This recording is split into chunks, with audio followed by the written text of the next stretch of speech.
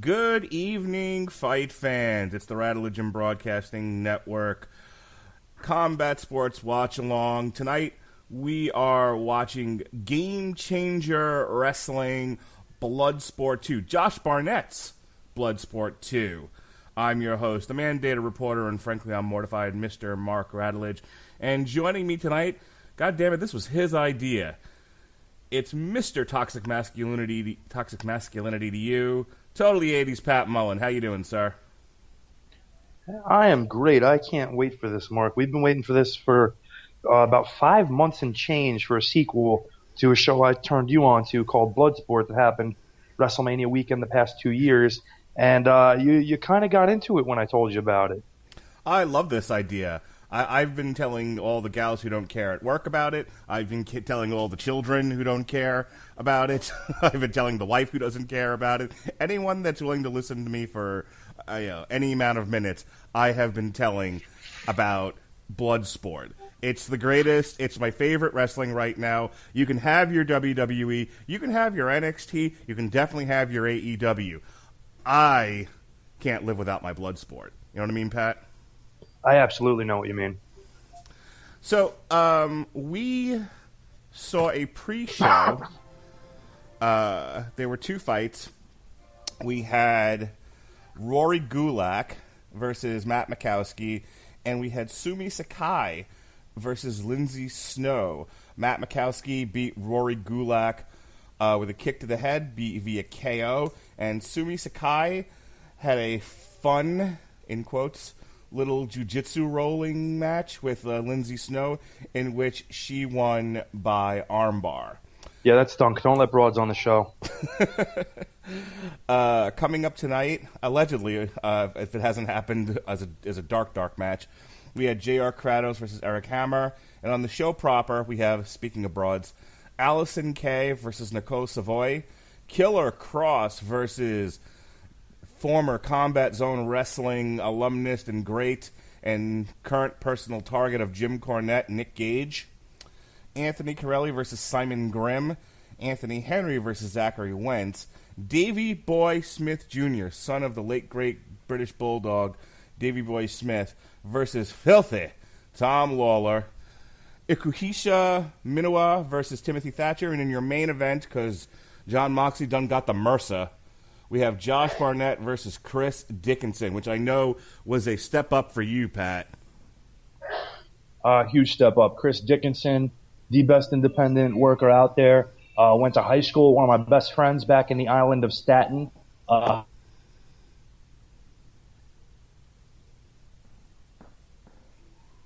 We lost you, Pat.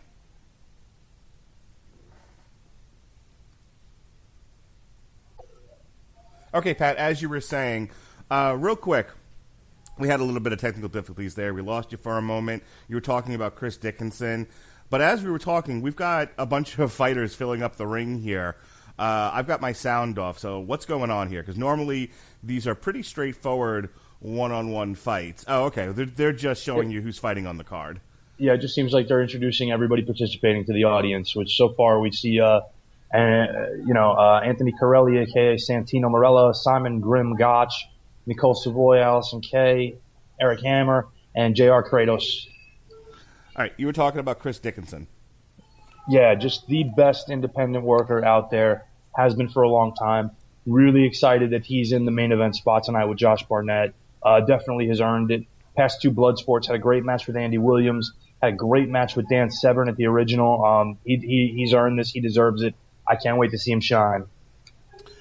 Let's go through the card here as they're currently, as we said, introducing everybody. Real quick, we know what you thought of Sumi Sakai versus Lindsay Snow. You thought it was hot garbage. What'd you think of the Matt Makowski Rory Gulak battle? And who is Rory Gulak to the people who might know of his, I guess, older brother, the elder Gulak? Yeah, Rory Gulak is Gulak the younger. He's Drew's brother. Another one of the catch point guys. And had what I thought was a really good opener with Makowski, who's well known in the Philadelphia area. So this show taking place in Atlantic City makes sense he would be there. Okay. Moving on, we have Allison Kay versus Nicole Savoy. What can you tell us about that matchup other than they're girls? I don't know Nicole Savoy, but Allison Kay worked for a long time in TNA as Sienna. Was for a short time their top female heel. I don't know much about her other than that. Don't know if she has any real combat background. This is the first time they've had females on the card. I know you're not wazooey about that sort of thing, but do you have any expectations for the women's battle? Are you just kind of hoping Not it good doesn't ones. shit the bed? No, you no hope, huh? No faith. No. All right. Killer Cross versus Nick Gage. Now, Nick Gage, for those of you listening, may or may not sound familiar. He was for a long time the Combat Zone Wrestling heavyweight champion. He kind of made that promotion. He, for a while now, has been showing up on a variety of Game Changer wrestling cards. He's one of those outlaw mud show. Yes, outlaw mud show wrestlers, according to Jim Cornette. Most recently, he gained infamy on Twitter by being in a ladder match where he, if I remember, now help me out with this. He was holding light tubes on a ladder. He got knocked off the ladder, cut himself up with the light tubes, and then started a GoFundMe for the medical for the medical procedures to sew himself back up again, according to Jim Cornette. I have no awareness of it other than he's some dumb outlaw mud show hack. Okay, so then who is Killer Cross? Killer Cross has been in TNA for quite a while. He's a Canadian wrestler. Does have legitimate combat background. Was misused during his time in TNA, to put it lightly and not go over the top. Really great talent. Had a great fight with Davey Boy Smith Jr. back in April. They're definitely one of the guys I'm excited to watch on this show. Okay. Anthony Corelli versus Simon Grimm. What can you tell us about these fellas? Well, you got Santino Marella versus a vaudevillain. Oh, that's right. Simon Grimm is formerly Simon Gotch of the Vaudevillains. He used to work in NXT, and for a brief moment in time, he was on the main roster. And yes, Anthony Corelli is the former Santino Marella, who was last seen hitting people with a snake sock. And also feuding with Jim Cornette, from what I remember. Yes. A never-ending feud with Mr. Corelli and Mr. Cornette there over how to get somebody over and slapping and accosting somebody at an autograph signing. And yeah, all good stuff. All right, Anthony Henry versus Zachary Wentz. Who? Okay. Neither one of these guys are particularly familiar to you? No, but that doesn't mean it can't be good. So Anthony Henry was signed to WWN. He performed for Evolve, Full Impact Pro. He was a one-time Evolve Tag Team Champion. He's the current FIP Heavyweight Champion. So there you go. And Zachary Wentz doesn't have a Wikipedia link. Moving on. Davey Boy Smith Jr. versus Filthy Tom Lawler. We know Filthy Tom Lawler, formerly of the UFC, currently wrestling for Major League Wrestling, where he's one of the best attractions there. Davey Boy Smith Jr. had a brief run in the WWE as part of the new foundation with what's-her-face's husband. Oh, help me out here. Yes, Natty's husband, Tyson Kidd. That's right. And even though he's a spitting image of his father, and he has quite a look about him, he kind of burned out on the WWE. Do you remember what happened there? He had a suspension for substance use, which happens, but he just never caught on with his style there, and I don't think he was ready for that spot they put him into immediately. And then, of course, creative had nothing for him, as so it goes.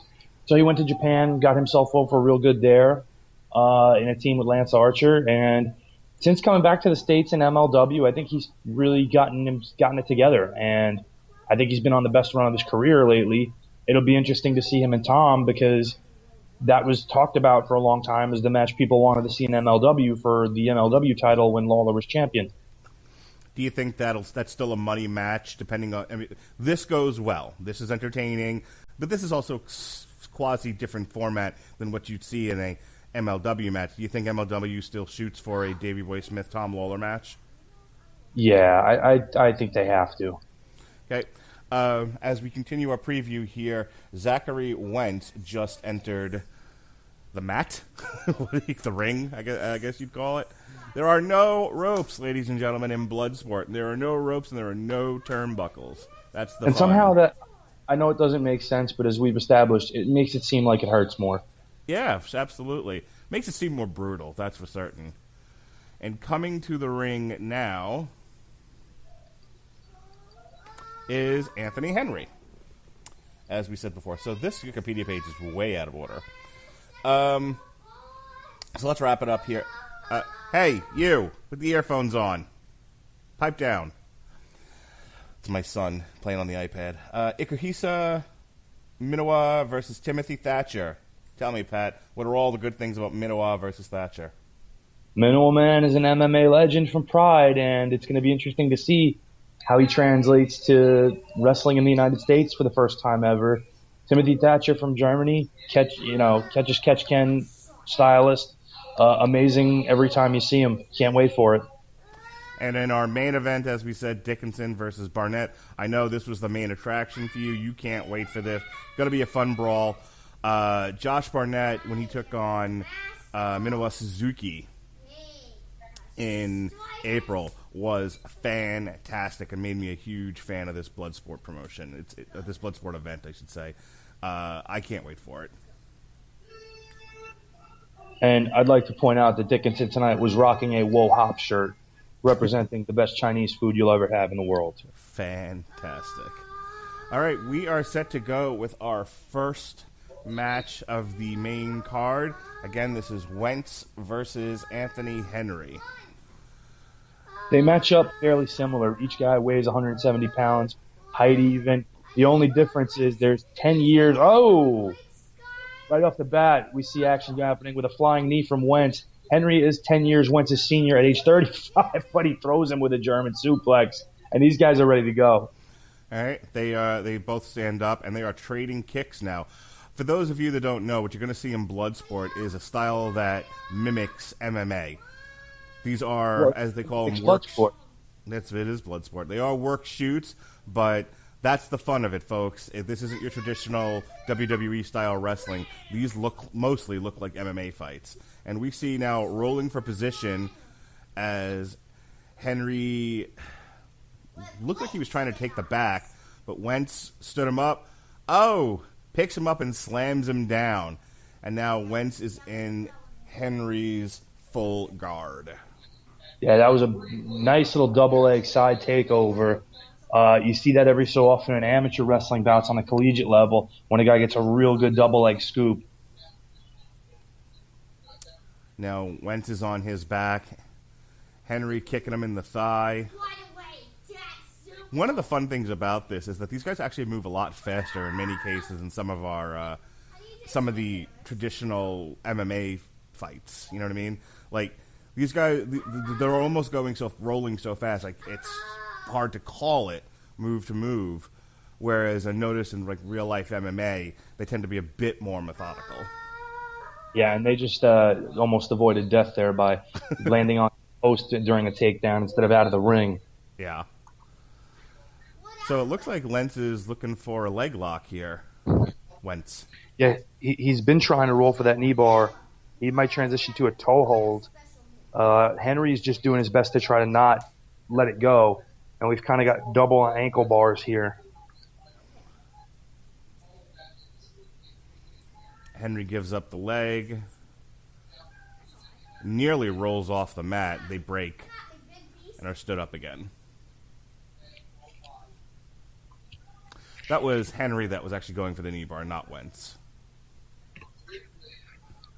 Someone needs to tell these guys we're totally different colored trunks and not confuse people. Well, Mark, the one guy's wearing shorts that say Wentz. That's true. And takedown into an arm triangle by Henry. He's trying to position himself. He's got it in the center. Now he doesn't have it tight. Wentz has been able to roll on their backs of their feet. Almost a surfboard type maneuver there as Wentz kicks off Henry and then tries to lock in a rear naked choke. And the chin is down. It's not going to go, and he's got a leg out.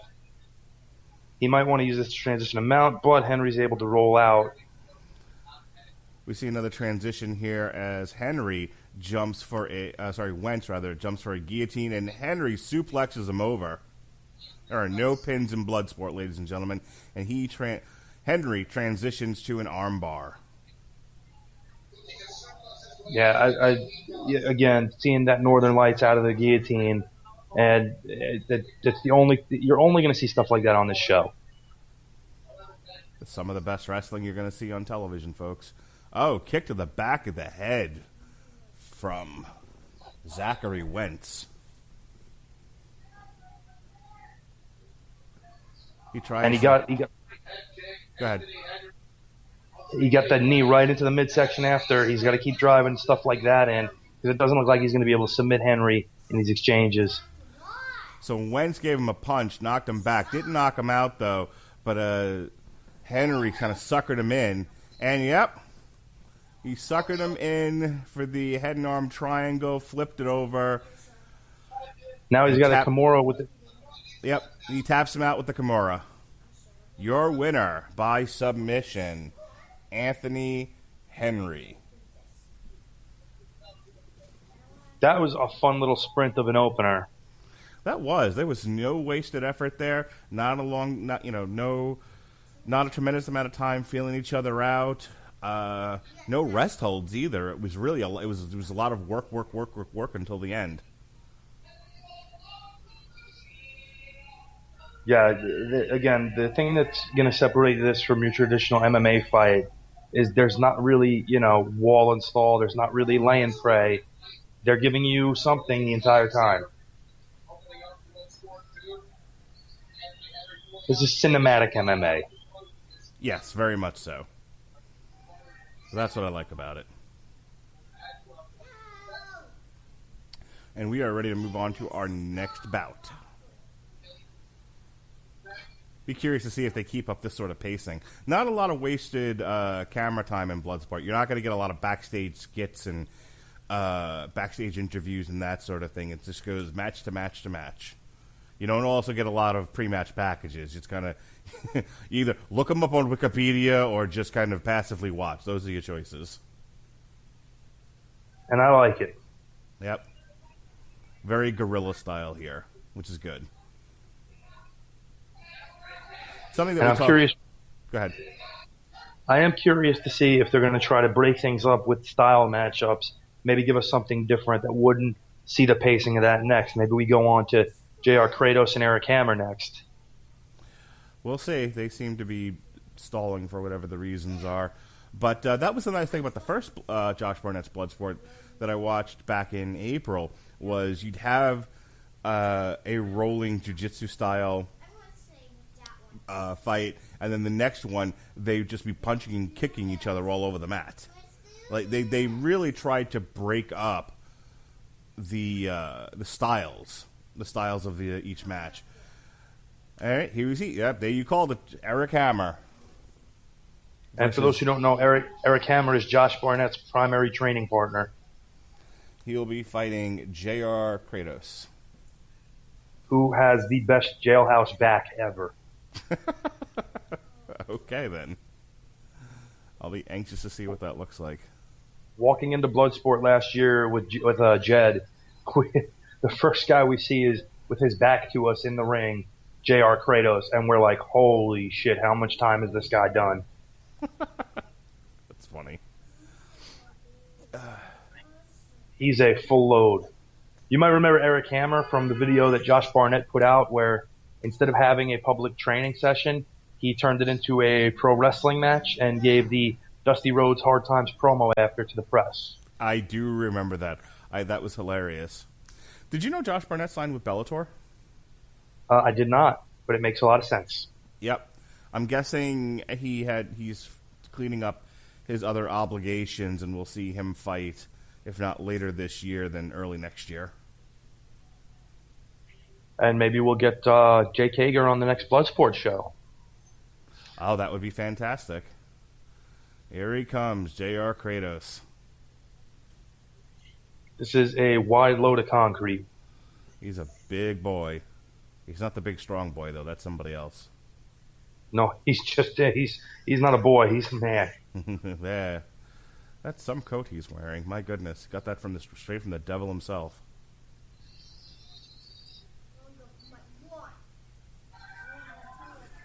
First, he could find a jacket that can actually button. And he's not trucking with no paper mache being thrown. Damn it! He just cut off this. This is not a Japanese event. Knock that shit off. Yep, he's just there to hit somebody really hard in the face. What's amazing is Eric Hammer is actually taller than him. Like, this Kratos guy is freaking huge, and Hammer just towers over him. It's incredible. These are huge men. Yeah, Eric Hammer, not a small guy. But again, when Kratos has the jacket off, you'll see the jailhouse physique. This guy's done a lot of push-ups and pull-ups. We are watching this instead of Cowboy versus Gaethje, and I think there's another boxing event of some such variety on DAZN. But we are not watching boxing tonight. We are not watching MMA because we'd rather be watching Bloodsport. Amen to that. I want to see something entertaining. Oh, Pat, you're so down on both of those sports. Makes me sad. Yes, I am.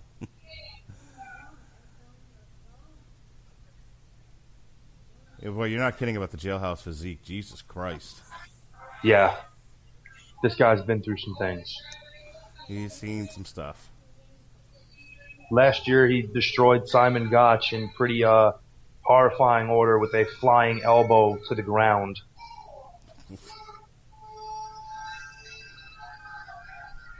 Imagine you're out during your yard time and you're on the bench and he says, "Move! I got to get my sets in." You just go, "Here you go.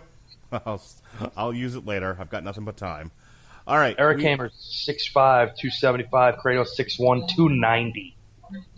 A large man. He's a thick dude.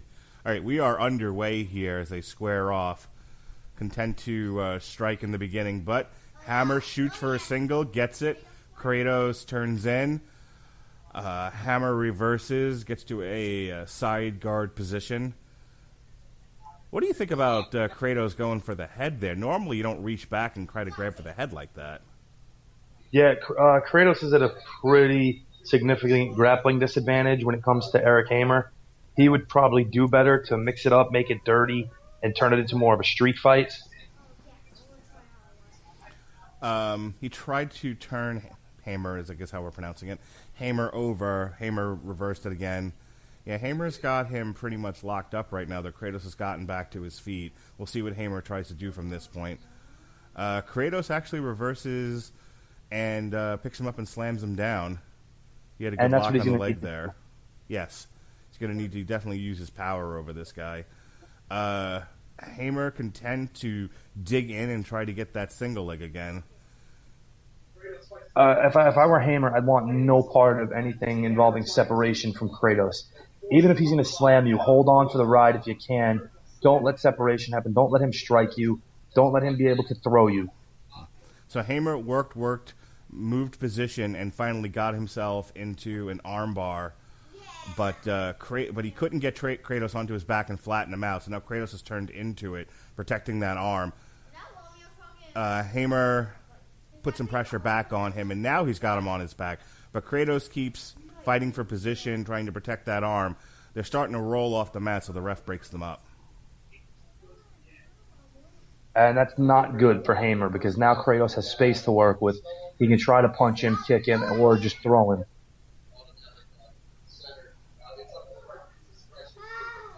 We square off again. We'll see if Hammer shoots directly for that leg again or if he tries to mix it up. Yep, there it is. Right for the double. It's rather rinse, repeat for that, and he's not wrong. You would think a guy who's longer, leaner would try to strike more, but Hammer's not a striker. Hammer's game is grappling. You don't want to really sit there and mix it up with a guy that thick. You know, if you can, as you said, if you can get in there and eliminate the space between you and try to work a body part, that's a better plan. Because clearly what Kratos is demonstrating is that this is, as you said before, grappling not his strong suit. Like, he's able to sort of, break up some of these attempts at a submission, but he's not necessarily doing a lot with his own positioning. And now, No, it's very different doing this with a Simon Gotch, who's 185 pounds, versus Eric Hamer, who's 100 pounds heavier. Oh, there he is, light on his feet. Kratos does a bit of a cartwheel there and tries to get into a position where he can hold the head. Hamer just slips right out of it. A little Sakuraba-style guard passing. So I'm wondering how much gas Kratos has in the tank in terms of oxygen. I'm wondering if part of the reason Hamer is able to move on him so easily is he's getting blown up, especially after a move like that cartwheel. At 290, 6'1", you're carrying a lot of density with you. Sure. So, describe what we're looking at here, Pat. What exactly would you call that Hamer's got locked in? Or attempting to lock in? Well, we saw him go for that knee bar. Now he transitioned away from that into almost more of a hyperextension. And Kratos finally just kicks him in the face to get out of it. Sometimes the simplest thing is the most effective, and they are both standing again. Now Hamer's breathing out of his mouth. He's looking a little tired. See if Kratos can take advantage of that. And we do a collar and elbow tie up here, traditional wrestling. Kratos trips him. It's an interesting choice. Kratos belts him right in the sternum. Another kick. Kick didn't seem to make a tremendous amount of... did not seem to make a tremendous impact. A little light on the kick there. All right, both of these guys are standing up again.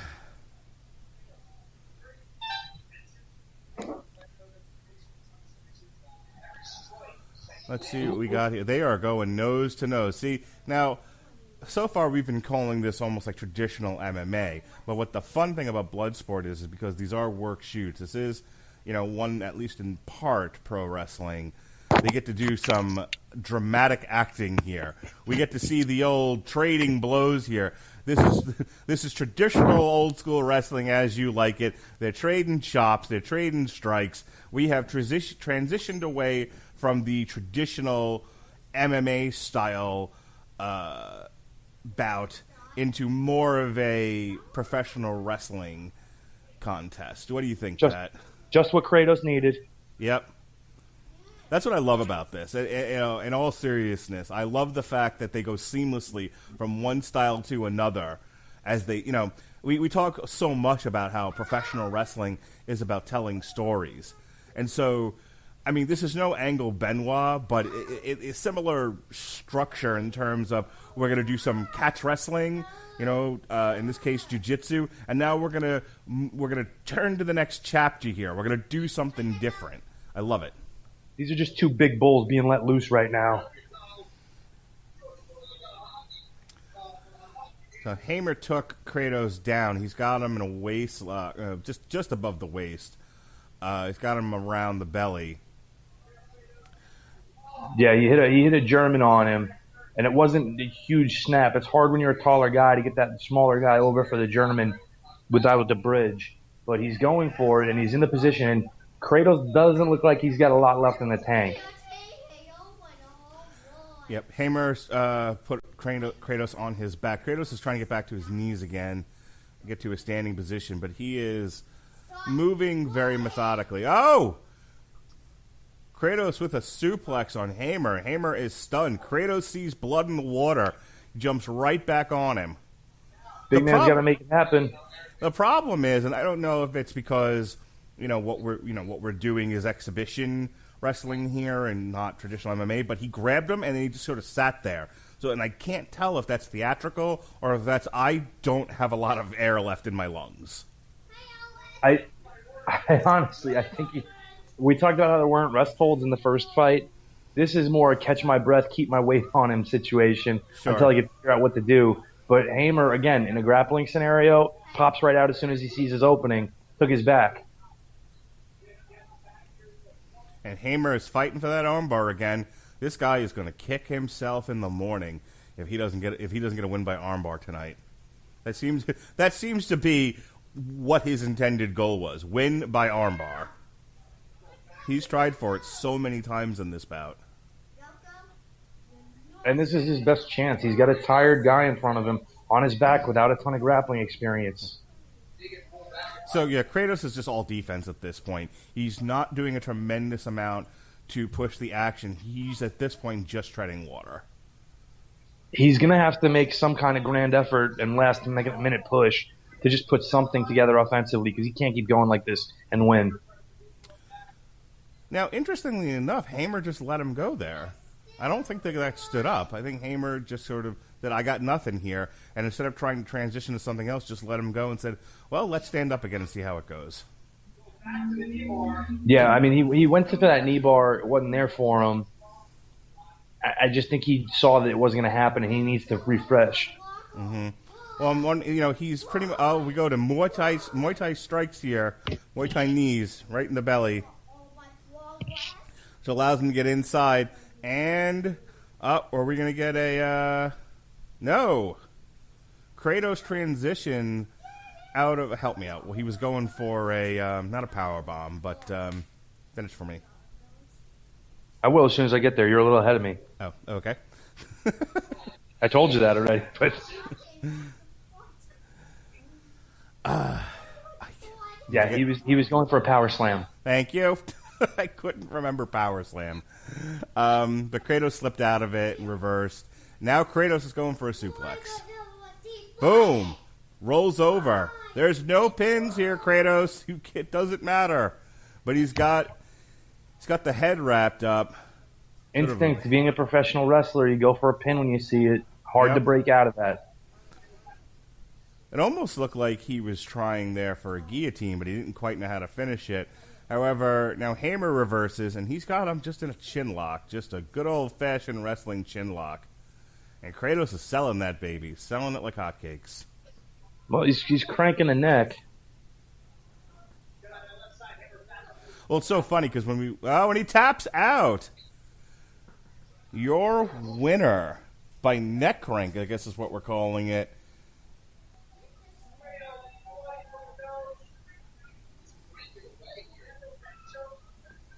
Yeah, he almost turned it. Go ahead. He had almost turned it into a bulldog choke. Used it to rest for a second, and then really pulled on it and squeezed. Kratos' head turned a different color.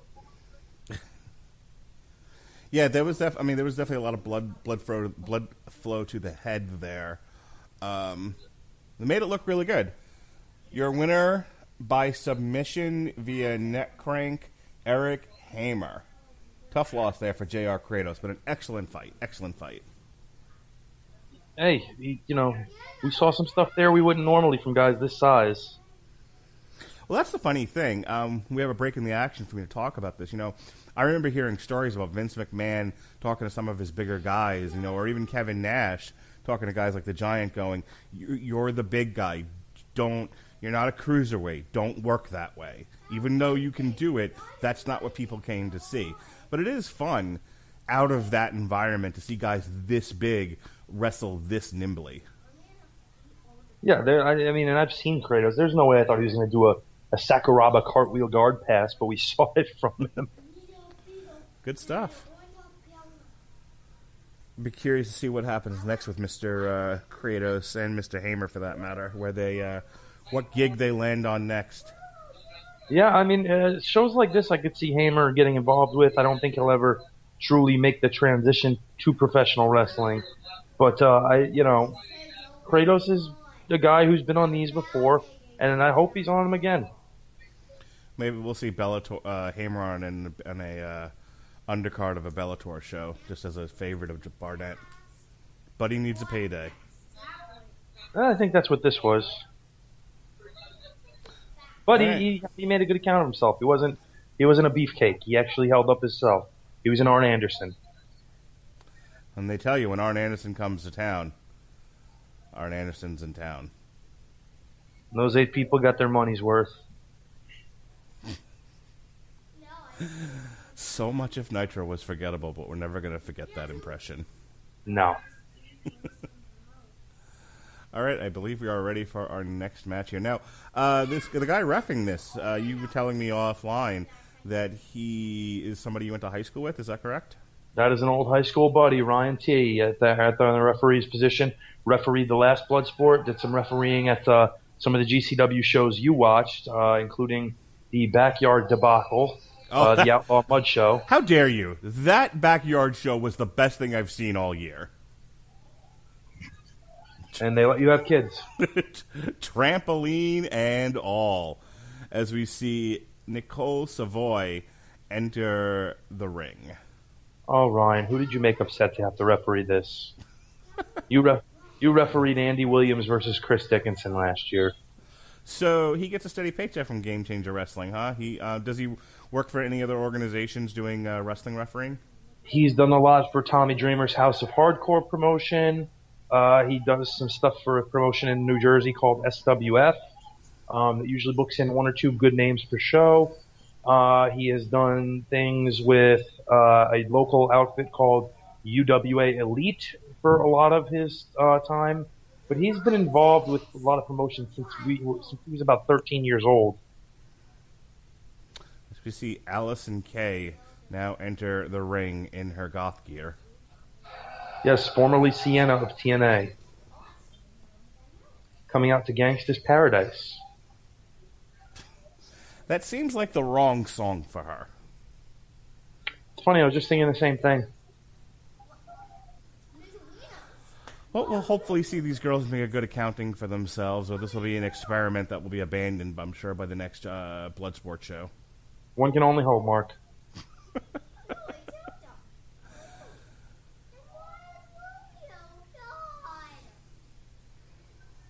We see Allison Kay getting loose there in the corner, stretching out those legs.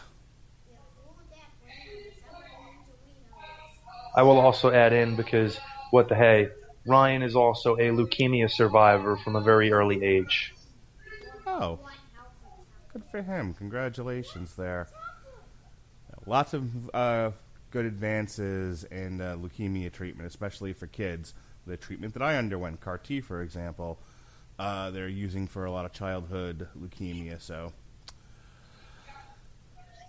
all right, to your tail of the tape. These gals are in their early 30s, about 5 pounds difference between them, 145 and 150. Yeah, Allison Kay is a thick girl. Thicker than most of the girls on the WWE roster outside of, I would think Nia Jax.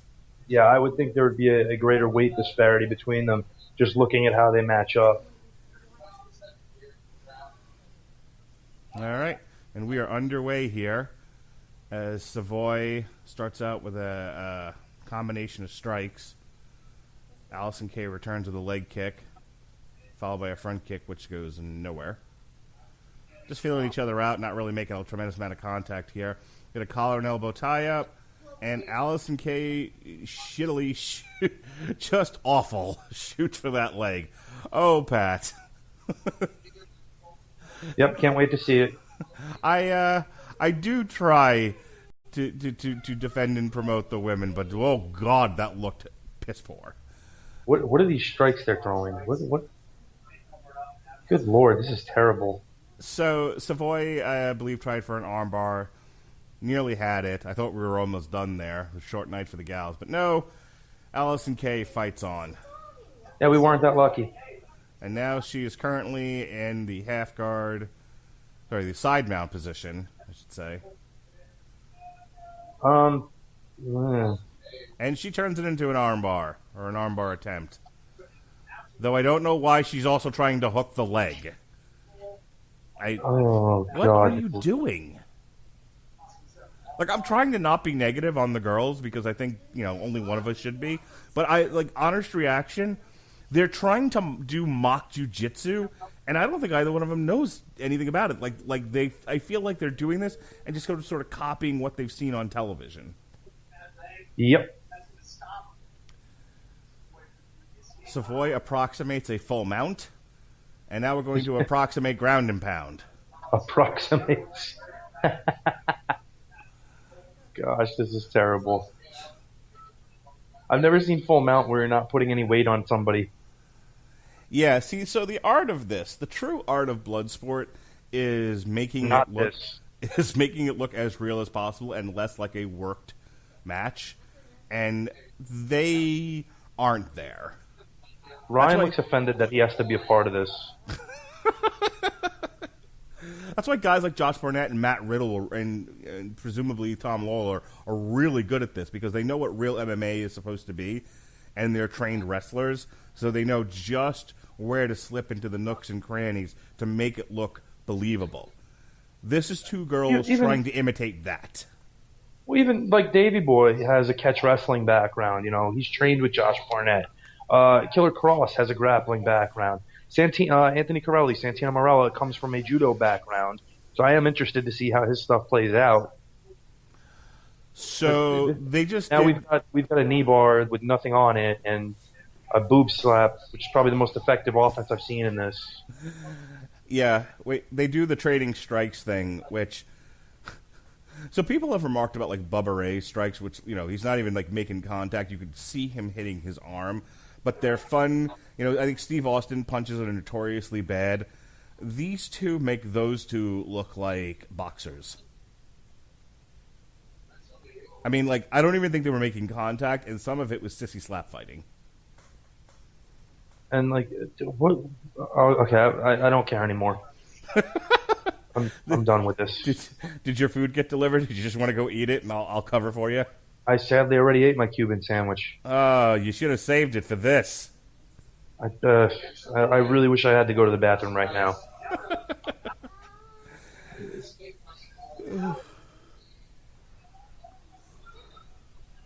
You know what's fun to say though? Yes, sir. The guy I went to high school with is the best performer in this match. Who is currently standing straight up. Just kind of... What the hell did I just see? Okay, Mark, did you see the Allison Kay roll for a leg?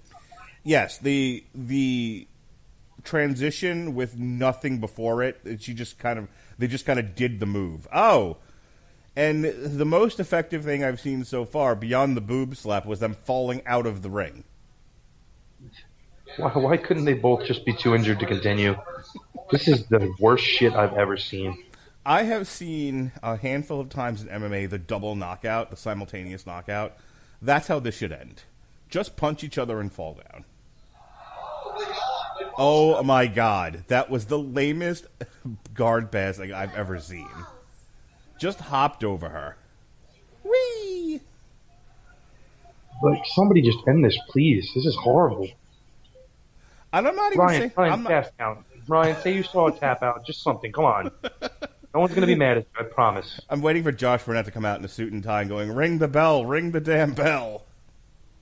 Followed by a guy in fatigues and another old man. Two old men, as a matter of fact. I would rather watch Jerry Briscoe now than this. Jerry Briscoe has Instagram, by the way. You can follow him at THETHGF Briscoe. Terrific. So, I guess they fought too close to the edge there and had to be broken up again and stood up. Is that what it is? I'm looking at baseball scores. Oh, fantastic. Oh, my God.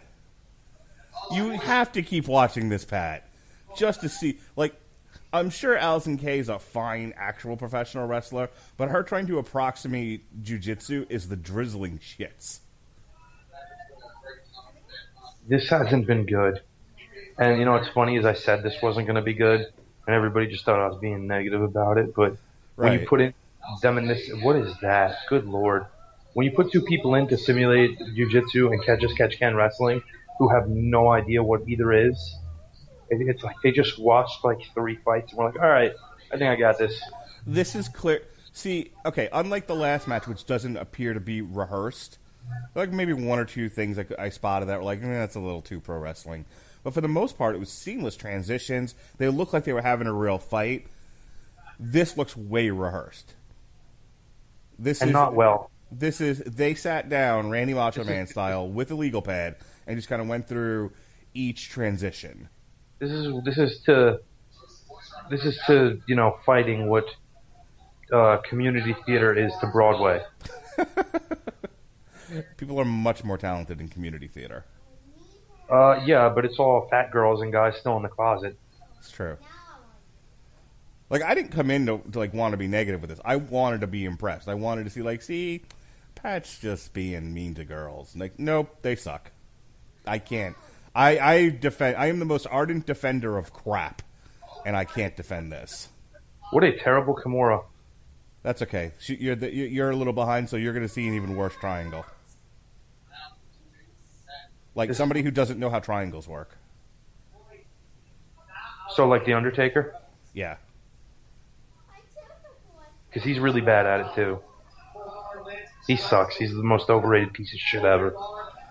I keep waiting for you guys on the Casual Heroes just to do an entire podcast dedicated to how bad The Undertaker is. Just deconstructing him utterly. But it would only be me and Jed. Jed doesn't do that, and Gavin will never let it happen. You guys have no freedom on that podcast. This is just the worst shit ever. I've seen kids on YouTube in their backyard at age 14 who do better than this. Go on Reddit and go to the fight section on Reddit where it's just people in real life situations, and it's 20 times better. And honestly, a little more scientific. Well, part of this, and I talked about it before, is Savoy's not that bad, but Allison Kay is moving so slow and so methodically as if she's trying to remember what the next moveset is.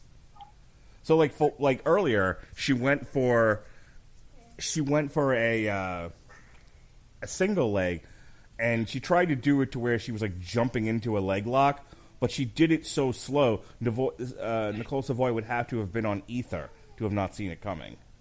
At a certain point, I would have just shot in this match. Just went for the finish to end it, because there's no way to describe how terrible this was. Words won't do justice to it. This is awful in every way. So they're wrapped in some sort of odd twister thing. There was an attempt at a banana split, which is an amateur wrestling move. It was horribly executed. I don't like right now. This is terrible. This is when you fall over on your side playing Twister. There is a ridiculously bad neck crank happening with no pressure. Like, what are they doing? Are they fighting about because you borrowed my blouse? Okay, they did a maneuver there where it looked like they were just shy of rolling, and Joey Styles almost ran out to yell catfight. In fact, some of the catfights I saw in ECW looked better. Ryan, please just call for the bell. Well, we just saw what approximated a suplex, and it apparently affected Allison Kay so much that she rolled off the mat. So she's now being counted out. They're not even selling well. I just saw a knee that didn't land get sold. Apparently, Allison Kay just barely beat the count in. Good Lord, Ryan, speed it up. Another suplex into an armbar. We've now seen at least 2 or 3 of these. Yeah, but you know what? The ones before this actually look decent. I'm saying 2 or 3 of these in this match. I probably wasn't paying attention at that point in time. Allison Kay rolls again. Nicole Savoy just lets her. And we see elbows to the face, and that's it. That's your finish. She had her in a crucifix. Ah, yes. Allison Kay, your winner. Wait, they actually put her over too? Yeah.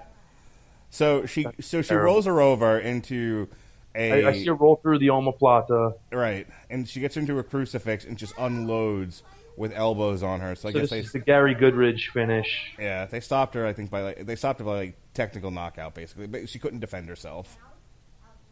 You know who couldn't defend myself? Me, because this was terrible. I felt victimized by the 27 minutes this lasted.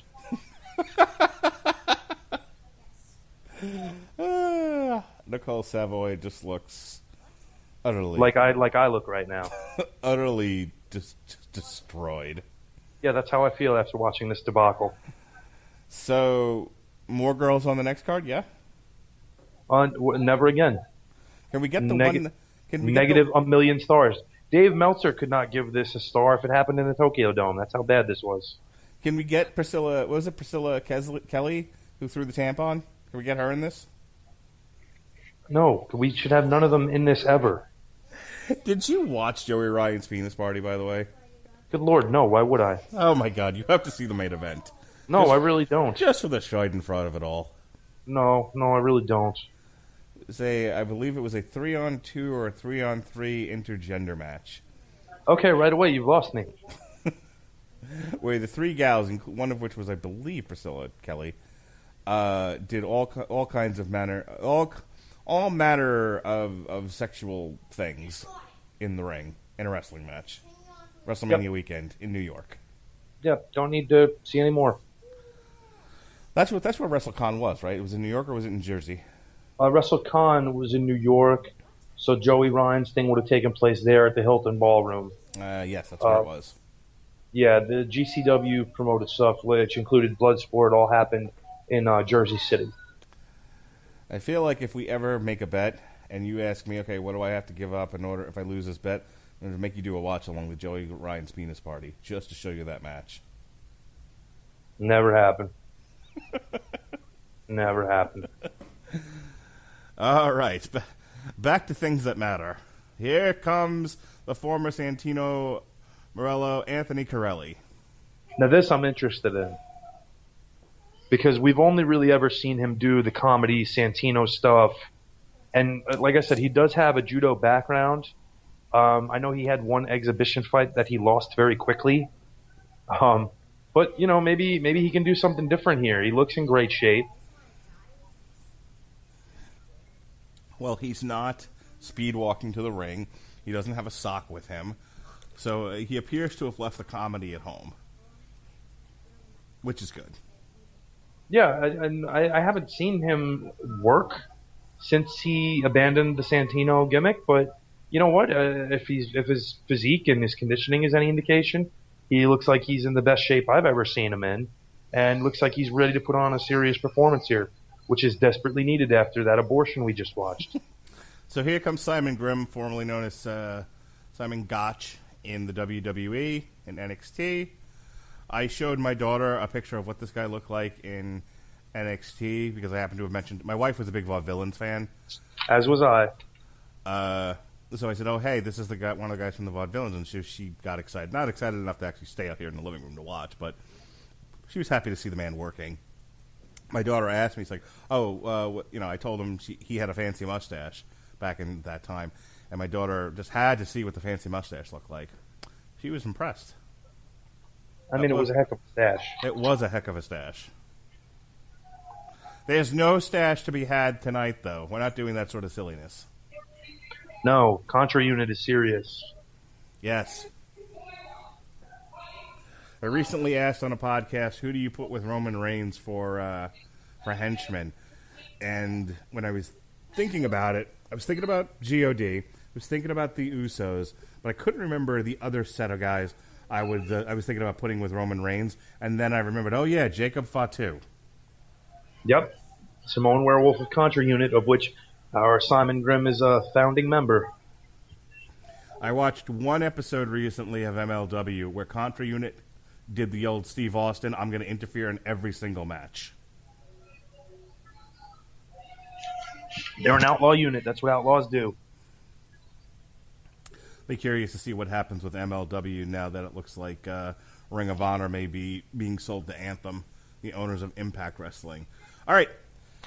Enough speculation on which wrestling organization's buying which. We are ready to go here. And Corelli throws a couple of kicks. Just kind of measuring space here, feeling him out. We tie up. Gotch trying to work for that arm. Corelli pulls away. Corelli goes for a single, and Gotch transitions into... It looks like he was trying to go for a guillotine. Corelli shrugged him off. Now Corelli's going for an armbar. I was a little surprised at Corelli's start, that he was throwing some kicks. He threw a side kick, a crescent kick, because his background is largely grappling. He didn't stay with us for very long. We went right to grappling, after that exchange was over. Yeah, Grimm is a grappler too, more in the vein of your catch style, but not truly a catch wrestler, the way you'll see Tim Thatcher later on.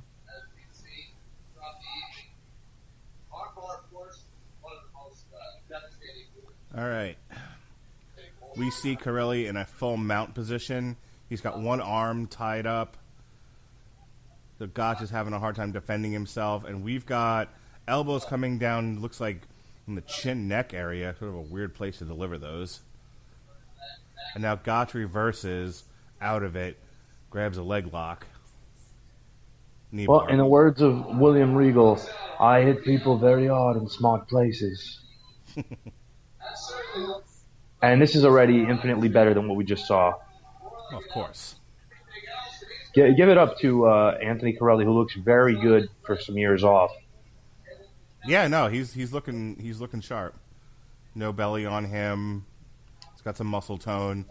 No complaints here. You would not know if you didn't remember Santino Marella. You would not know it was the same guy.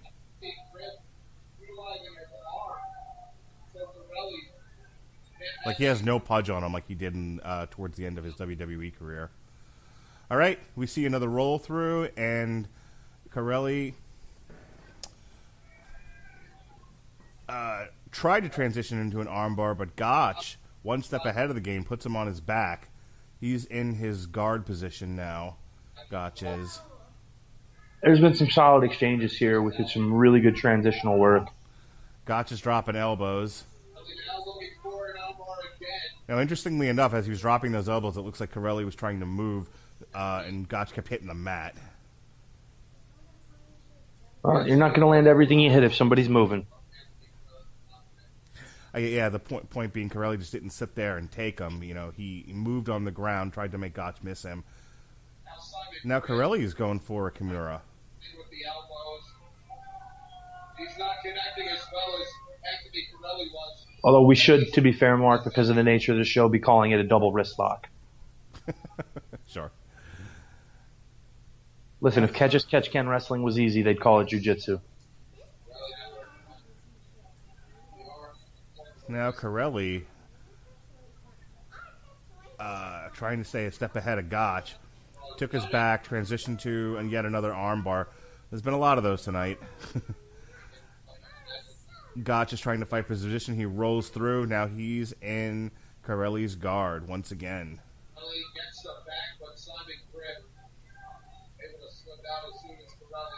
This is everything the last match wasn't, in a good way.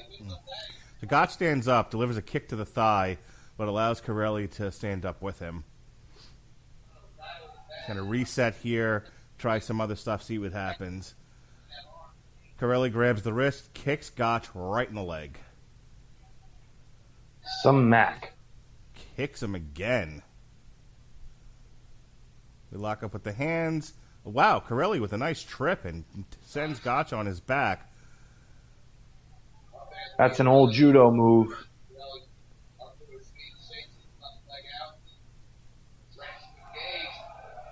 Gotch tried to lock up that the arm with his legs there. Didn't quite get the head into the head and arm choke. Corelli escapes. Now he's delivering elbows to the body. If the head's going to move like we saw earlier, go to the body. That's going to be right where it is. Can't fight if you can't breathe, that's for certain. That's one of the points of Quicksilver. And Did you know that, Mark? I did not. I've heard the phrase, did not know where it came from. Very good, Pat. It comes from the Karate Kid Part 3. Oh, Lord, it's been so long since I've seen that movie. Really? It's the best one. So you keep telling me. Eventually, I'll make my kids watch the second and the third one. We've only gotten through the first, and they were mostly playing in their tent at the time. I have to make them rewatch the first one again. Yeah. This has been very good in terms of both guys are strong grapplers, and they keep trying to go to that. But at a certain point, one guy will have a tactical advantage, and then they'll break out a knee or an elbow just to get out of it. Mm-hmm. Judo trip and throw from Corelli. Nicely done. Ronda Rousey would be proud. He's trying to lock. Go ahead. I was looking for him to throw maybe some Uchimatas in this because either that or something along those lines to see if we could get that background broken out. Gotch has a nice little mouse under his eye too. Hey, Gotch reverses out of it. He goes for that knee bar again.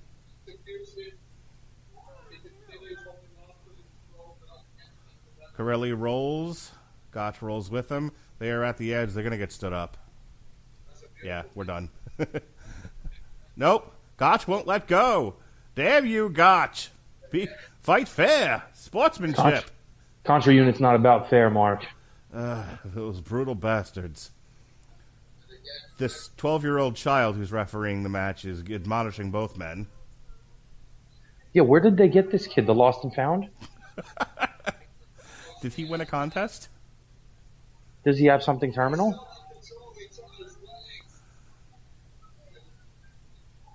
If you threw some ropes on him and ran fast, you could fly him like a kite. All right, we're being... All right. So the foster child who's refereeing this thing finally finishes admonishing both men, and they stop fighting with him and get back in the ring. We lock up, and Gotch shoots for a single. Corelli tries to fight him off, eventually loses his balance and tips backwards. Still trying to block Gotch from moving forward. Not entirely sure what Gotch is attempting to do here. And he was messing with the ankle, it looks like, but I don't see where he's got a tremendous amount of leverage. No, and he had that low ankle pick that it really had to work. I was actually worried about Corelli's knee going inward with how that looked.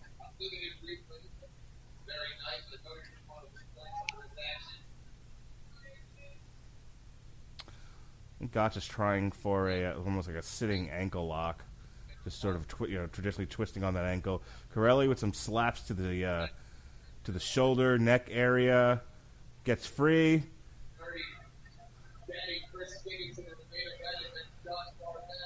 Corelli has him locked up on a reverse chin lock. Well, we did see one chin lock tap. Gotch just punches his way out of it. So Corelli had him in a reverse chin lock, sort of arched him over his knee. Gotch mustered up the energy to punch Corelli right in the face. Corelli let it go. Still selling it. And a kick to the thigh while he's down for good measure. Gotch pulls him up. Knee to the face from Gotch. Another one. Corelli is on Queer Street, ladies and gentlemen. Just stars and birds all fluttering around his head.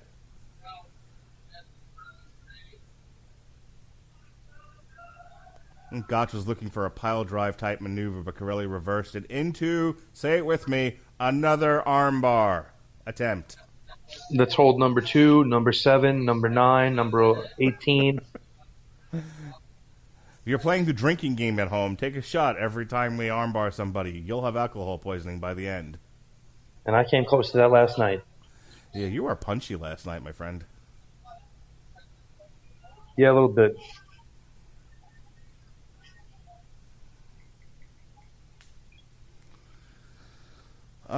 Stomp to the midsection from Gotch from a standing position. Tries to stomp on him again. Corelli rolls away.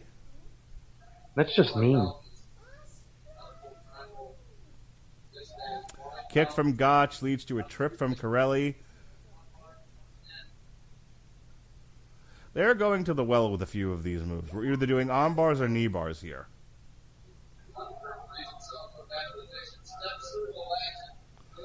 Gotch steps out of it. Now he's going to try to reverse, it looks like. Gut wrench into a rear naked choke. Corelli flips him over. See, you can get it. Oh, this is a fun little rolling transition there. He finally gets the armbar. Oh, my stars and garters, as Beast would say. He rolls through and ends it with an armbar. Your winner via submission a la... Armbar! Anthony Corelli, the former Santino Marella. Judo throw, armbar, say goodnight. And I think Simon is now 0 for 3 on Bloodsport events. This poor bastard. But what a return for the former Santino Marella, Anthony Corelli. I like how he's selling his arm and his torso. He's a pro. That's what you do. Unlike the debacle we just saw before this. Let's not talk about it. It's best not remembered. God, let's never have that happen again. It's already my worst match of the year. I don't know. Joey Janela was in a bunch of things, as was Orange Cassidy. Nothing could have been that bad. I don't know. Anything where you plake a guy in the shins and he acts like you shot him, not good. Did you not watch the last one? No, I don't even. Well, to be fair, I don't even qualify Orange Cassidy as wrestling. That's not wrestling. This is true. I don't know what that is. It's not wrestling. That cosplay wrestling bullshit, right, Jonas? He's not listening. He's got his earphones on. Yeah, and then unfortunately, we're going to get some of that Outlaw Mud Show shit tonight. Oh, I can't wait. I know you're like, ugh, this, I could have dealt without this. I can't wait to see Nick Gage and see how many light tubes he falls through tonight. I don't think he will. I just think Killer Cross is going to brutalize him, and I hope that's the case. You know, again, the last Bloodsport show, there was a lot of catch wrestling, jiu-jitsu, but then there was the occasional match where they would go nuts and just start hitting each other with chairs, which is fantastic. Takeshi is a deathmatch guy, but has a very strong wrestling background, and he wrestled Gresham in one of the better matches of the night. I was a little surprised Gresham was not on this show, but I'm thinking Ring of Honor probably had something to do with that. Oh, please give Ryan a suitable replacement match here. All right, and here comes one of your boys, Tim Thatcher. Oh, okay, that's a reward. It's like, listen, we know you have to ref this, so we're going to give you Timothy Thatcher. He will be once again taking on Minowa Man. I remember Minowa from the short period of time I was covering Dynamite shows. Mark, have you ever seen Timothy Thatcher other than Bloodsport? No. He had a phenomenal match in MLW during the summer with Davey Boy Smith. That is highly worth looking into. Very much Bloodsport style. Pat, for those who just kind of tune into the Wrestling and Broadcasting Network for the Podcoin and are listening to this because it was the first one that came up in their feed, but they like what you're saying and they want to check out this Major League Wrestling MLW, where can they find it? They can find it in two places. One would be if you have the beIN Sports channel on your local cable provider. The other would be on Mondays at 7 p.m. Eastern Standard Time on YouTube. MLW is kind enough to upload their TV show that aired the previous weekend. I think you can also watch their show on the Fight app, free. You may be able to. I am not a user of the Fight app other than for this stuff. Oh, here he comes. First time in the United States for Minowa Man.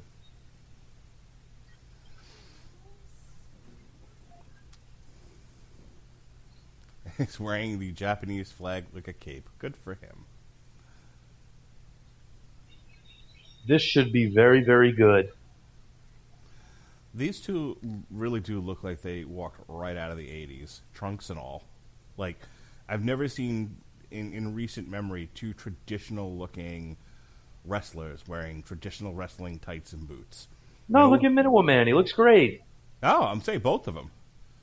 You know, one of them's wearing the jacket like you would, you know, again, late 70s, early 80s. Minowa Man came out with his Japanese flag on. I mean, if I blinked, this would look like this was an old MSG show. Except for the ropes. Except for the ropes. Tim Thatcher wrestled a lot in WXW in Germany, Austria, was the regular tag team partner of Walter. which should tell you a lot about the style he's from. He's part of that group called Ring Comp, which is Ring Story, because that's what those guys did. They told stories. So he used to work with Walter. Has the WWE ever expressed an interest in him? Did he do any of the early UK shows before that became a thing proper? He did not. However, as I mentioned to you previously, at the last Bloodsport show, WrestleMania weekend, William Regal happened to be there in the rafters, and my belief is the guy he was interested in was Thatcher. Thatcher's a big dude. Deceptively so, because he's very lean. Yes, and we start off with a drop kick. Good old-fashioned pro wrestling drop kick from Minowa Man. He follows up with a series of kicks to the chest. Thatcher catches one, turns him over, and we've got a half Boston Crab. Which, this is very typical of Minowa Man. If you ever remember watching his fights, he would break out rolling capo kicks, stuff you'd never see anyone do in Pride and in K1.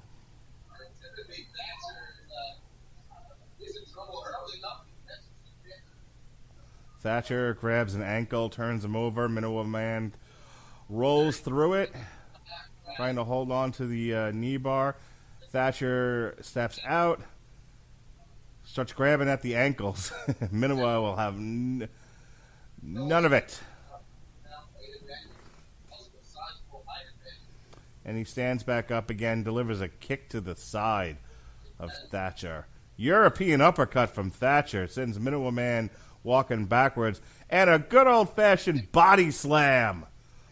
My God, has a pro wrestling match broken out in this thing? And we've got a chin lock. This is the best kind of pro wrestling match. Minowa turns out of it, tries to lock in a front face lock. Thatcher pulls out of that, reverses, puts Minowa on his chest, has the arm bent around his back. What's he going to go for? If you've watched Thatcher, you're used to Thatcher taking a lot of abuse. So it's very interesting to see him largely in the driver's seat. Thatcher fighting for wrist control momentarily. Minowa pulls away. Thatcher stands up in guard. Not sure what he's looking for here. I think that's because I don't think he's sure what he's looking for. Minowa with those educated feet kicking Thatcher right now. I think he kicked him in the knee that time. That is a dangerous spot to kick, not just for the opponent, but you kick the knee angle wrong, you're hurting your foot or your shins pretty bad. And Minowa stands up. Thatcher looking a bit frustrated. Which is understandable. He's looked for different transitions to holes that weren't there, and he's taken a share of lumps to the legs from Minowa's kicks. Now, unlike what Allison Kay did, which it took her an hour and a half to complete the move, Minowa swiftly dove, tumbled, and shot for the leg. See, that's the difference between somebody who can actually fight and somebody who pretends to fight.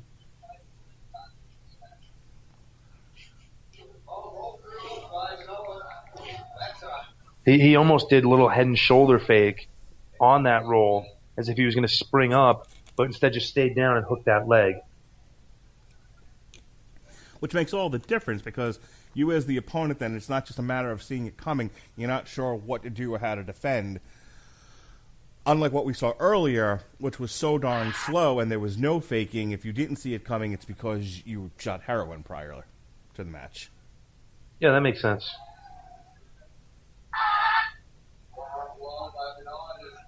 Minowa is known for his leg locks, if you remember his MMA career, Mark. All right, Thatcher has transitioned into full mount, and he is just hammering on Minowa. Minowa protecting his head. He's got his guard up, steps out of it, and now he's in full guard. Sorry, full mount. That is a sweet transition. And he is raining thunder on Thatcher's head. Thatcher rolls onto his belly, and Minowa takes his back, and we've got ourselves a rear naked choke. Leg, body lock, and all. Be interesting to see what happens. Now, he seems to have that on Thatcher's chin there. He definitely doesn't have it under his chin. Thatcher is fighting for wrist control, breaking out of it. Something I teach my kids all the time. Someone wraps you up. Grab those wrists and twist. Get that 2-on-1. You know how I would have got out of that, Mark? How would you have gotten out of that, Pat? I would have had my agent buy it for me. Will you stop? I feel like that's what I should have said next. Minowa Man transitions, rolls, tries to fight for that arm bar, but Thatcher just turns him over. We are fighting for wrist control. Both men fighting for wrist control. Thatcher content now to just go Donkey Kong. Ground and pound. Minowa Man fighting back. Delivers an upward elbow to Thatcher. Peppered up his chest a bit. Thatcher's used to that.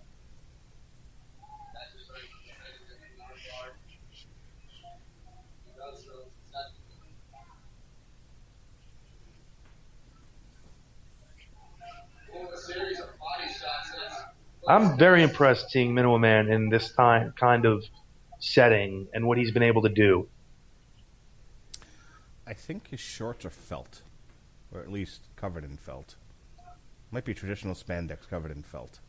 They look furry. That's what I'm trying to tell you. They're velvet looking. Yeah. I love velvet. I would drape myself in it all day if I could. Velvet is a very nice fabric. You know what's not nice? Girls doing Bloodsport. No, I was going to say the shots that Thatcher's taken. He's getting kicked in the head right now. Yeah. Up kicks from Minowa right to the side of the head, and he took a bunch of them.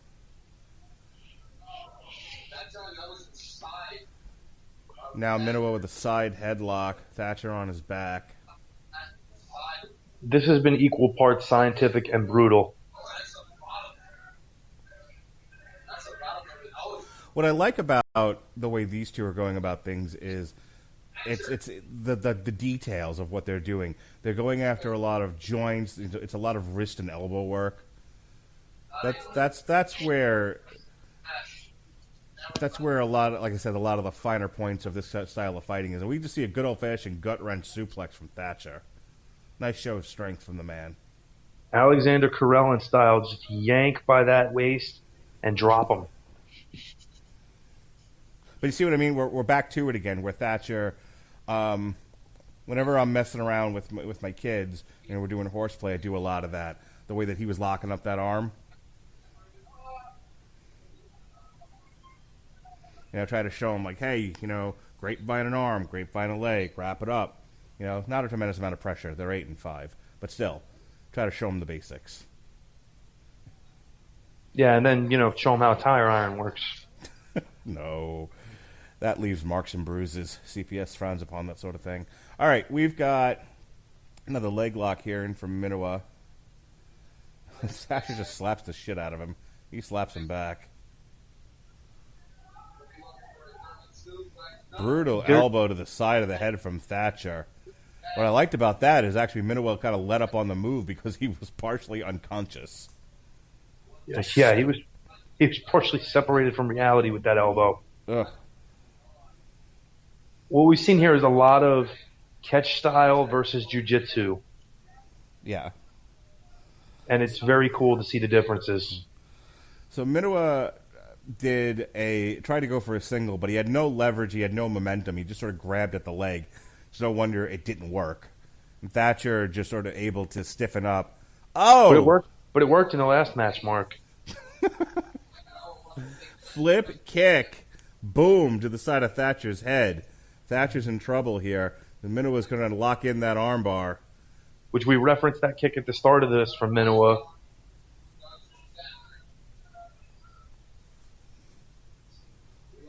Thatcher's able to roll through. Tries to lock up that arm again. Lets it go. Rolls again. Goes for an twist on that ankle. He's just hammering now on Minowa's back. You got to get out of it any way you can.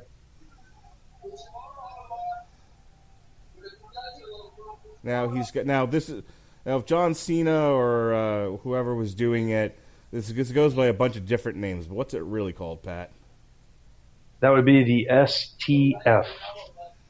And that ends it. Your winner by submission as he marches around claiming his territory. That is his yard and nobody else's. Timothy Thatcher, your winner by submission via STF. And once again, catch wrestling beats jiu-jitsu. Well done. I enjoyed that. That was excellent. And again, for me, the high point was seeing Thatcher using catch techniques versus Minowa Man's jiu-jitsu. You know, Minowa Man with the traditional kinds of holds you'd see in a mixed martial arts fight. Thatcher going a little more old school with the way he had the front face lock turned when they were standing, how he would apply an arm bar, which would be more in a wrestling sense. And again, Minowa Man's in his 40s. He's very physically beaten up because of an MMA career that lasted almost 20 years. But, man, to see him in here, he looked great. I was so surprised in a pleasant way. Yeah, he had a very good showing for himself. He was able to easily keep up with Thatcher. You know, he didn't look blown up. They went at a fairly furious pace. There wasn't a tremendous amount of resting here. To me, the highlights of this were, like I said, working of the joints, the wrist, the elbows, the knees. There wasn't a tremendous amount of high impact moves, but rather sort of working for a move through manipulation of joints, which I really liked. And what a show of respect post fight from Thatcher to Minowa Man. Clearly respectful of the legend and his stature in the MMA world. And they make haste out of the ring. We are on to our next match. So pretty tame crowd. I mean, they seem like they're into it, but definitely more Japanese style crowd. Yeah, than the rowdy bunch we had in Jersey City.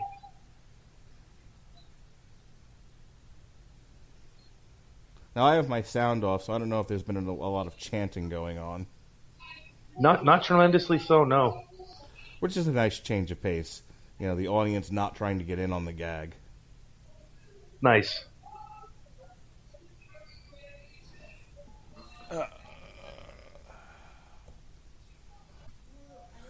Okay, we are back, ladies and gentlemen. Or who am I kidding, gentlemen? Davey Boy Smith Jr. has entered the ring. He will be taking on filthy Tom Lawler. Now, Tom Lawler is the current MLW heavyweight champion, right? He is not, actually. He just lost that title to Jacob Fatu. Ah, yes, of the Contra unit. I almost said Iran-Contra. Oof. Old age, Interestingly enough, though, when Tom was MLW champion, they did run a poll. Who was the one opponent you would like to see Tom face? Winner of that poll by a landslide, Davey Boy Smith Jr. We talked about that at the onset of the show tonight. Hopefully these two will have a good accounting for themselves here tonight. The people will want to see it and, more importantly, pay money for it down the line at a future MLW show or an Impact show or an AEW show or an NXT show, wherever it ends up actually happening. Tom Lawler looks like the world's toughest garden gnome. I would also tell you he needs to stop doing the throw your hands in the air thing. I disagree. Oh, no, you're filthy Tom Lawler. Don't do that. You need to, be coming out in stained trousers and a garbage can. He looks like that's what he's been doing. No, he definitely looks like he's homeless. And I like that about him. There was a guy I will put in quotations, wrestled with in XPW, Homeless Jimmy. Homeless Jimmy was very short.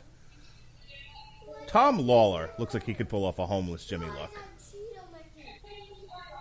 Tom Lawler also looks like he could pull Homeless Jimmy's head off and probably could. More than likely. But he's given up a lot of size to the son of the Bulldog tonight. Yeah, he's a big dude, that one. He's a legit 6'5" and looks to be probably around 250. With NXT going to, I guess it's an hour live on the USA Network, not 2 hours like I thought.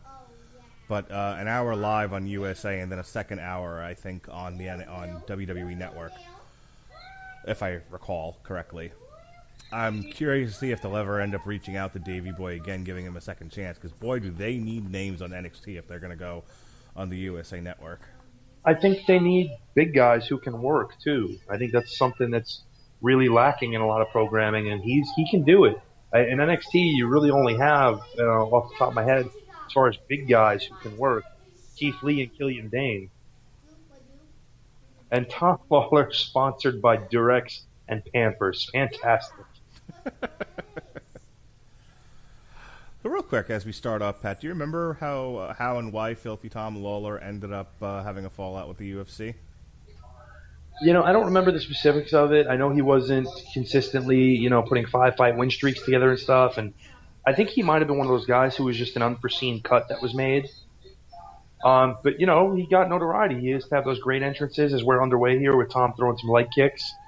And made those pro wrestling entrances as Dan Severn and Hulk Hogan, and made what's so far been an excellent transition to pro wrestling. Yep, him, Matt Riddle. We have Cain Velasquez now doing AAA shows with the WWE looking at him for that Latino market. A lot of guys find a second life in pro wrestling after MMA, which I like it that way. The wrestling into MMA doesn't seem to work nearly as well. Brock Lesnar aside. We saw Davey almost try to get a power bomb in, and Tom transitioned and took his back. Tom's given up about 40 pounds to Davey. A reset here. Grab at each other's hands, the old test of strength. Tom kicks his hand away. They go for it again. Tom kicks it away. Transitions to the back. A standing switch to the back, rather. Davey reverses.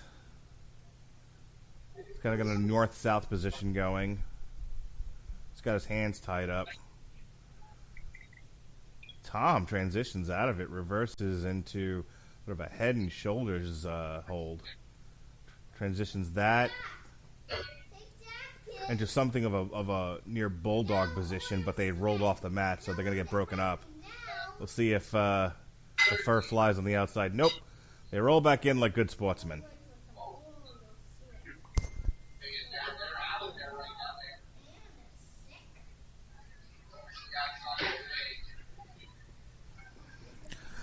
All right. They lock up again. Tom takes his back. Davey immediately goes to his knees.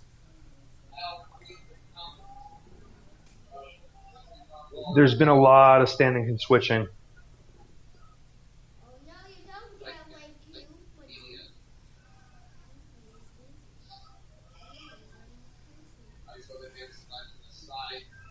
And Tom has not been really looking to exploit the mount position or side control. He's been looking for the legs on the bigger, taller Harry, or Davey now, excuse me, not Harry.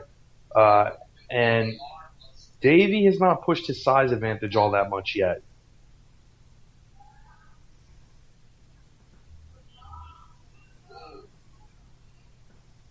Kind of each guy rolling and tying. There was almost a surfboard position, and Davey ended up on top with control of Tom's legs, and Tom ends up scooting out for a timeout. He is back in again as they tie up. And Davey Boy flips him over.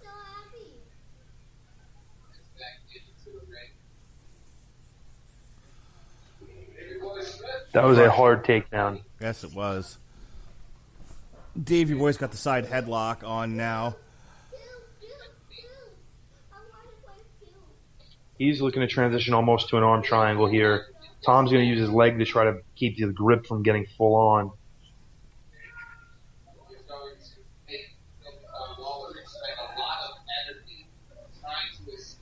And again, you have two different grappling styles here. Davey being trained with the likes of Josh Barnett and catch Ken style, like his father, his British Bulldog, and the uncle, the Dynamite Kid. And now we see Tom mixing it up with the strikes, where I think he'd have a significant advantage based on experience. Yeah, he delivered some good knee strikes there, which resulted in eventually Davey Boy going to his back, sort of inviting Tom into his guard. Not a good idea on Davey Boy's part. Tom slickly transitions directly into an armbar. Immediately as he dropped into the guard, He pinned Davies' leg down with his knee. Nothing you can do with that weight displaced on it unless you're trying to break your shin.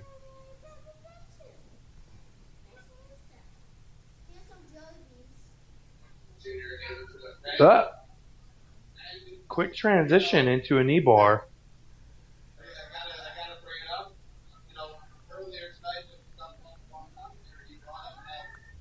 Tom Lawler almost with an inside ankle lock now to try to counter out of it.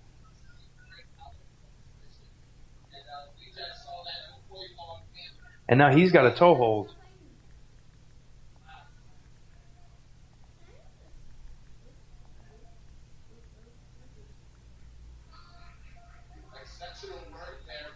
Mark, what do you think of this so far? I think this has been good so far. Both of them keeping up. I mean, again, it's been what we've come to expect from most of these matches so far. Everything has been tight. Everything looks real. There have been some pretty Mark, they went for an arm bar. Well, here's the thing. If you watch a 5-6 hour MMA card, you know what you're going to see a lot of? Grappling. You know what happens in that grappling? A lot of armbar attempts. A lot of rear naked choke attempts. I mean, there's only so many ways you can submit an opponent. So that's realistic. I do think we've seen more toe holds in this fight than every fight we've seen previous. Well, that's something different at least. I mean, to a certain degree, you have to expect a bit of similarity from match to match. I find it refreshing. Nobody has tried to flip off one of the chandeliers onto their head for once. Now we see some of the old traditional pro wrestling there as Tom Lawler, who had his arm locked up by Davey Boy, was doing a few flips and tumbles. And see, even the flips and tumbles goes back to the World of Sport style wrestling. Oh, we see Davey with the short arm takedown. That was British style, based out of Catch as Catch Can, where they would do those rolls and tumbles and try to transition out. Then he finished it off with some jumping knees to the head. So if you're not following, Davey Boy had Lawler down on his back. He was in a sort of a side mount position and just dropped his knee on his head a few times. Not legal in MMA, legal in Bloodsport, and Tom with some knees to the kidney. Been a back and forth affair so far. Back elbows from Davey Boy as he tries to trap that arm so Tom can't defend himself. And before those elbows, he threw a slap. I do not want a guy who's that big with hands that big slapping me. No. Those vicious back elbows, 12-6 style elbows. Again, illegal in mixed martial arts, illegal in Bloodsport. Tom with a cravat almost into an anaconda-style choke. That was a beautiful transition. And now Davey Boy's trying to fight off a rear naked choke. Tom's not letting it go. I mean, Davey Boy was able to stand up with Tom on his back, but Tom's still fighting. Oh, running power slam. Well, he only ran 2 steps, but still, shades of the original British Bulldog with the running power slam. Full mount, and now he goes Donkey Kong on Tom Lawler. Not entirely sure why he rolled off of him, though. You see, we saw Tom try to buck a couple times, but didn't look like he had much behind it, but Davey Boy rolls off. Not sure why he didn't press his advantage there. And Tom is stunned. He's selling, baby, selling. He comes back with some back elbows. Now they're trading elbows.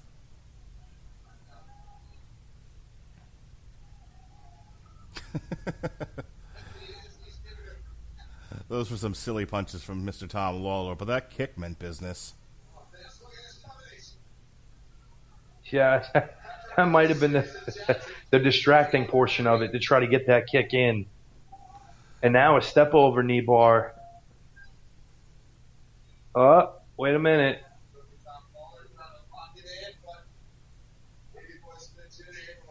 Ooh. Lawler hit him with quite a slap on the ground out of that mount position. And now he's got an arm butterfly. He's going to go for a mounted guillotine. I can't really get it, though. I don't think he's got enough height compared to the big man Davey Boy Smith to really lock up that sitting guillotine. Davey's able to stand out of it, and now he's got Lawler's back from the standing position. He looked like he was going for the Saito suplex there.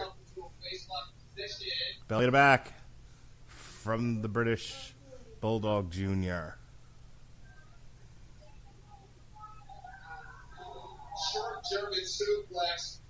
Lawler was not knocked out by it. He's still semi-conscious enough to keep fighting. Now stands him up, almost power gut-wrenched him. Lawler's fighting it, drops down, takes the leg, rolls through. Both of these guys starting to slow down now. Fatigue starting to set in. It's been pretty physical. No, it has been physical. I'm just noticing this isn't as crisp as it was. Are we seeing a sharpshooter?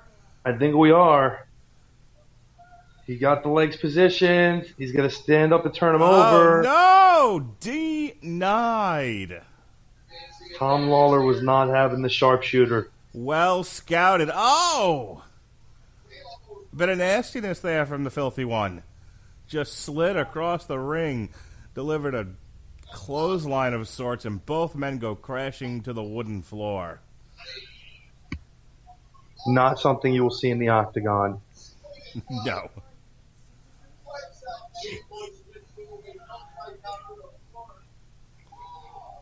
The ref is counting. There's your friend again. Lawler gets back in the ring. Davey gets back in the ring. And Lawler meets him and just starts peppering him with punches and elbows. Kick to the sternum. Another kick to the sternum.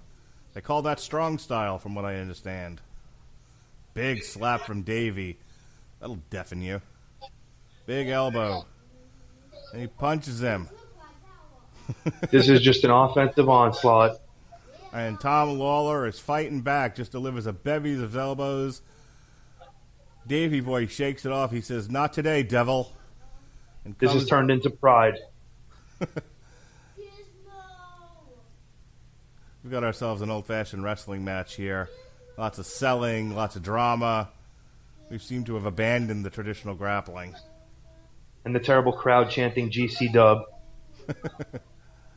Suplex. Gut wrench. Power bomb. Sitting power bomb by Davey Boy. And Tom has taken some concussion level stuff.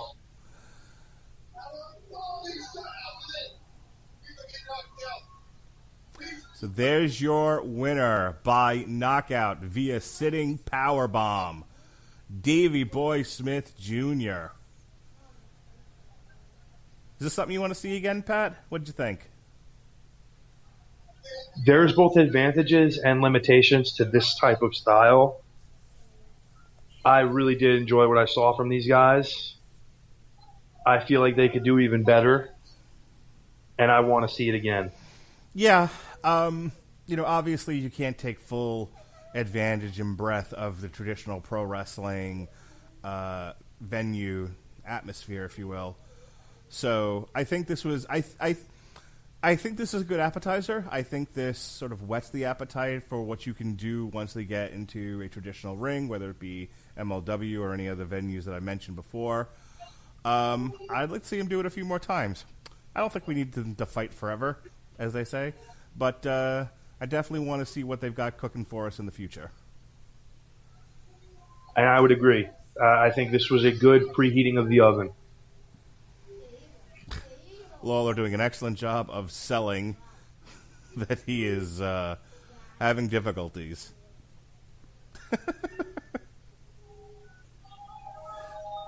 Lawler may want to fight again. Ring of Honor style, the old handshake.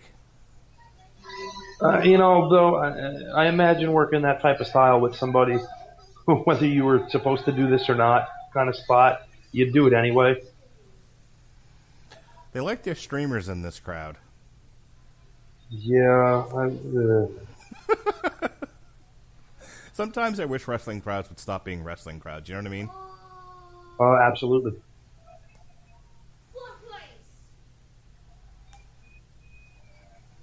Davey Boy having a high five fest with the crowd. He's got such good looks and a good body, and he can work, and now he's got years and years of experience under him. Somebody snatch him up. Somebody with an actual television deal. Well, I mean, to be fair, he is under contract to MLW. Is that a thing? Is MLW contract really a thing? Think they'll stand up in a court of law? I think Court Bauer's a pretty intelligent guy, and at this point, yeah. Okay, fair enough. I think we are ready for our next match here. Come on. I need to see my Nick Gage. I need him to fall straight from the rafters. Don't even walk out. Just shoot him out of a cannon. Cross, I don't ask for a lot. Just hurt this deathmatch fuck. This outlaw mud son of a bitch, just hurt him. Have you Ryan, heard? thank you for clearing those streamers out of the ring. Have you heard Jim Ross's rant on Nick Gage? And then Jim Nick Cornette's Gage's rant or Jim Ross's? I'm sorry, Jim Cornette. Jim Cornette's rant, Nick Gage's T-shirt response, and then Jim Cornette's response to said T-shirt. No. Oh, this is fantastic. So, for those that don't know and don't follow Jim Cornette's podcast or don't know what a Jim Cornette is, you may remember him from the video on YouTube of the old man yelling at a cloud. that for the brief time that he managed Yokozuna in the mid-'90s for the WWF, etc. Longtime manager of the Midnight Express, feuded with the Rock He's and the Roll tennis Express. racket guy. Yeah, he's the tennis racket guy. Well, he has his own podcast where he hates everything except NXT. And NXT UK. yeah, he was fairly nice. Like the girls' match, which I didn't think was that strong, but doesn't matter. All right, here we go. Killer Cross. Now we're cooking, because you know who's next. My man, Nick Gage. Anyway, on duty again. So real quick, as we said before, Nick Gage was in a match where he fell off a ladder with light tubes, cut himself up to pieces. Jim Cornette, of course, made fun of him, yelled about the whole thing, did what he normally does, shook his fist at the crowd. Nick Gage's response was to make a T-shirt where Jim Cornette's face was mutilated, and it said, "Fuck Jim Cornette" on it. Of course, he did this without Jim Cornette's permission, so Jim Cornette threatened to sue him. The T-shirt was then taken down, and Jim Cornette said, "Look, if you're donating the proceeds to a good cause, I'll happily let you make a T-shirt with my likeness that says 'Fuck Jim Cornette' on it. I'll sell the thing myself, and the money will go to a good cause. If it's going to your GoFundMe, nope, that's a pass." It looked like Ryan actually was going to fight somebody in the front row who was threatening to throw in streamers. Good. Knock it off. Here he comes. Yeah! And Killer Cross with the Boss Rootin' tights. Nick Gage going through the crowd. Looked like either he was starting a mosh pit or a fight.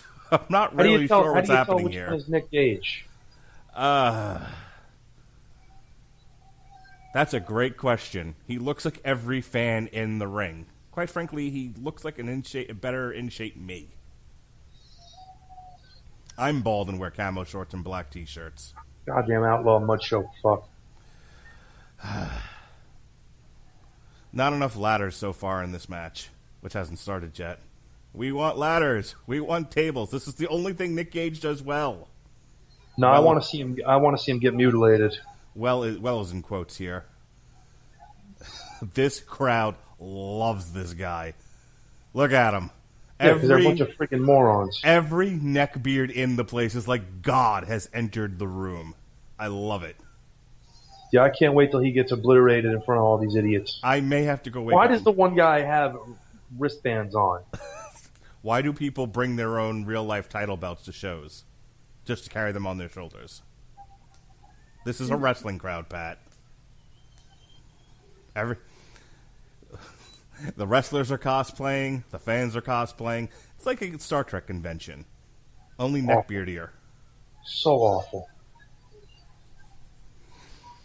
I hope Nick Gage doesn't take his shirt off. I want him to wrestle just like that. I hope he has light tubes in his pants. That's like, you just said you want Nick Gage to wrestle. That's not what he does. I'm sorry. I want Nick Gage to approximate a wrestler. with light bulbs in his pants and his shirt on. God, he's terrible. He bothered to wear knee pads? Why? Because he's an idiot. Maybe that's how you can tell him apart from the rest of the fans. He's the one in the knee pads. Yeah, well, the other idiot had wrist tape on. How do you figure that? Dude, during the height of the CM Punk thing, people were showing up to bars to watch WWF pay-per-views with their hands and wrist taped. We live in a stupid world, Pat. This Killer Cross looks like he's a pretty good in shape guy. Got a good nice physique about him. Yeah, he wrestled Davey Boy last year on this show, or last April, I should say.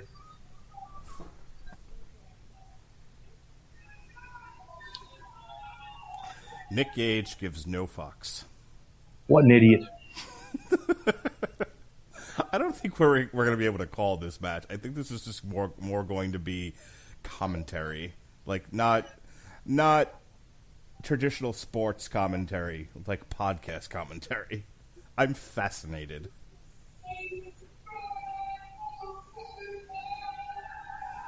He's wearing a pair of Nike running shoes. Yes, he is. He don't cargo camo shorts. The t-shirts they're selling for $10 a pop or whatever, and a pair of friggin' knee pads. Yep.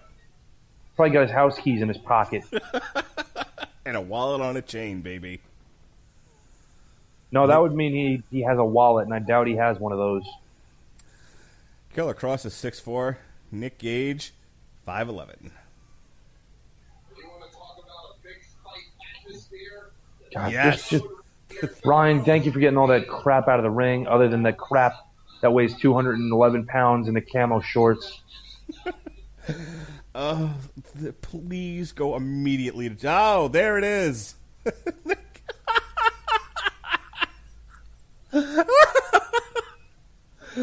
So Nick Gage ran across the ring, jumped on top of Killer Cross, and Killer Cross said, "Get off me," and slammed him down. Now he's in full mount. Just voiced them like this. I think Gage just tapped out to full mount. Oh, ground and pound from the guard position from Nick Gage. Yeah, get him, Gage.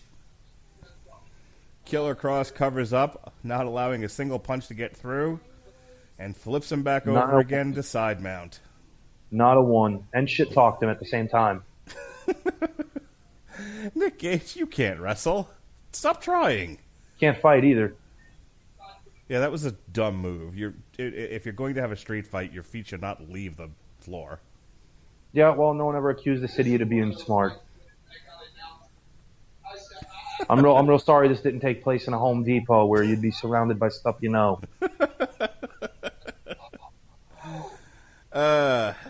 So Killer Cross has his leg wrapped up. Nick Gage tried to slap his way out of it. Please. Break his ankle. And when that didn't work, he gave him the finger. Steve Austin style. This is a working man's wrestler. Sorry, I keep using the wrong word. This is a working man's dude. Pat. No, he isn't. This is an idiot. They call him the working man. He just got kicked in the knee, the working man did. I've decided that's Nick Gage's new name. He's the working man. His name is the fucking idiot. Can we compromise and call him the working idiot? No, because I don't think he knows how to work. Oh! He knows how to headbutt, though. Nasty. Right in the nose. And he was so impressed with himself, he cheered. He paused to yell at the fans, and then he was like, "Oh, that's right, I'm in a fight." And he jumped on Killer Cross's back. Yeah, like a ferret. But Killer Cross actually knows what he's doing, covered up long enough for Nick Gage to blow himself up punching, and If took you want his to call back. it punching, sure. Boom. Dumped on his head, which was no-sold by Nick Gage. Cross, just please hurt him. Just please hurt him. And we have a rear naked choke from Nick Gage. But he doesn't have the body lock.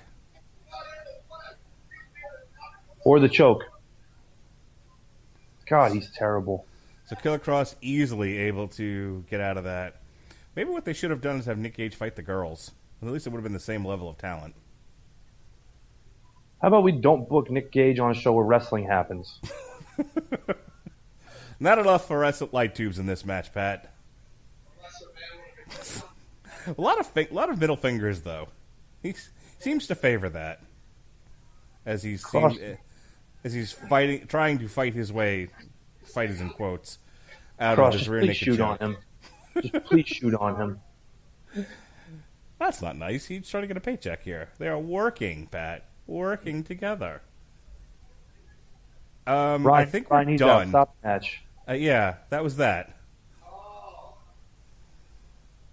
Yeah, you know why it's over? Because that's all Nick Gage can do. Without light tubes or thumbtacks or whatever dumb shit or plungers you could find. All right, your winner by rear naked choke, Killer Cross. Ryan, let him go after him. Come on. So here's my prediction. So the match proper is over, but Nick Gage don't truck with no rear naked chokes. So out's going to come the fluorescent light tubes and chairs. Because this ended too quickly for this high up on the card. Ryan, I hope he picks a fight with you so you can maybe teach him how to work a little bit.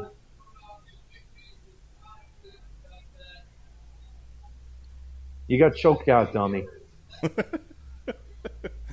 Nick Gage is acting like Killer Cross cheated. I would say he cut off the oxygen to your brain, but we know you don't have one in your fucking head. No, his brain is mostly thumbtacks.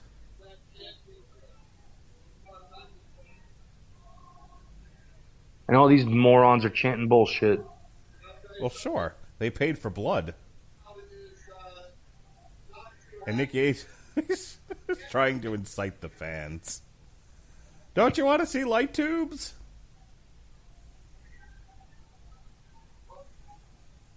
We've got a ring announcer. They're going to fight again?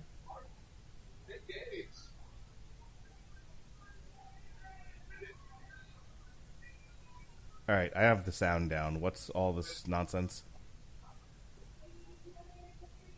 All right, yeah. Killer Cross was announced as the winner. I fucking told you. I told you. Your buddy just got ejected from the ring. Nick Gage wants a real fight. None of this fancy bullshit. You know, the whole thing that we came here for. The fight he just lost in about 2.5 minutes wasn't enough. Cross, get a light tube and choke him out with that, and then shove the broken glass up his ass.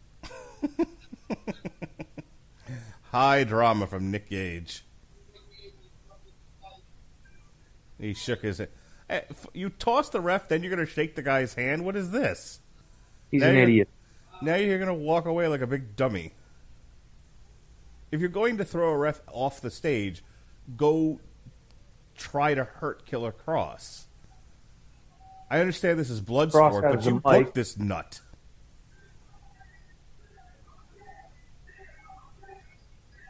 Why is the crowd chanting for this idiot? They love him. Could you imagine an Iron Man match between Nick Gage and Joey Ryan? No.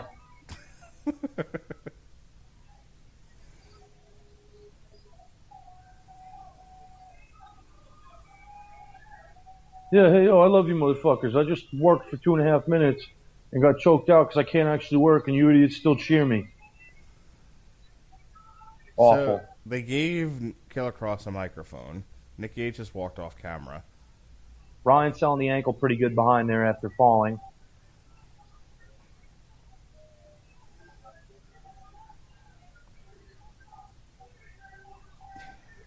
What is happening?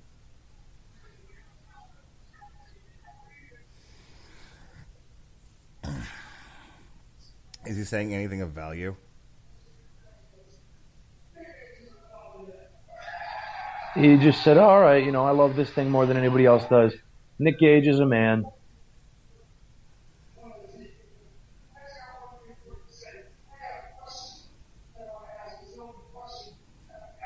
He's going to ask the question to the audience.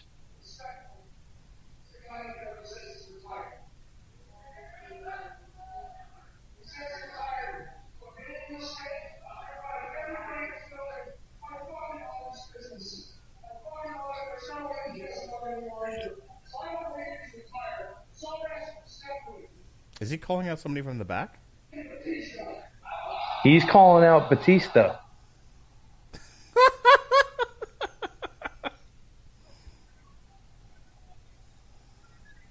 That would be a fun surprise, though. If you have Batista, why, you have Drax the Destroyer. You advertise that shit. You don't bring him out as a surprise. Yeah, they're not going to. He's not there. Because Batista, he's retired, so he said, I don't believe he doesn't love this business anymore. I think he does. And so I'm respectfully calling him out because I think he belongs here. So is this sort of a setup for maybe the next show? I guess maybe they've been talking to him behind the scenes, you think? I would guarantee you they have not been talking to him. I think this is how they started. Hey, you were mentioned at some show at the Showboat in New Jersey. When you're done pretty much what... When you're done making Marvel movies that are successes and Fox movies that bomb, you might want to consider this Bloodsport thing. Yeah, I was very disappointed I didn't get to see that Driver movie. Well, Stuber, was that? Yeah, Stuber. Well, you have an opportunity to take a small child to go see My Spy when it comes out next January. I will see that. When they were showing trailers for it before it got delayed a whole year, my daughter was very much into that movie. She thought it would look great. Yeah. I don't know what happened with Stuber. I feel like it was distribution. All right. Well, after that moronic interlude, it was disappointing. Look, either don't book Nick Gage because you're trying to do a work shoot series of matches, or book Nick Gage, but then do what Nick Gage does. Keep that idiot off of these shows. I don't disagree with you.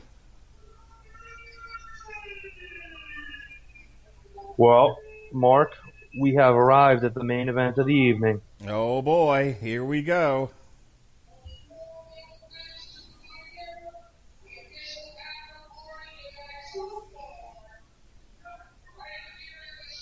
The official after party is at Surf Bar. I won't be there. Mostly because I'm not in the area. And I had hopes.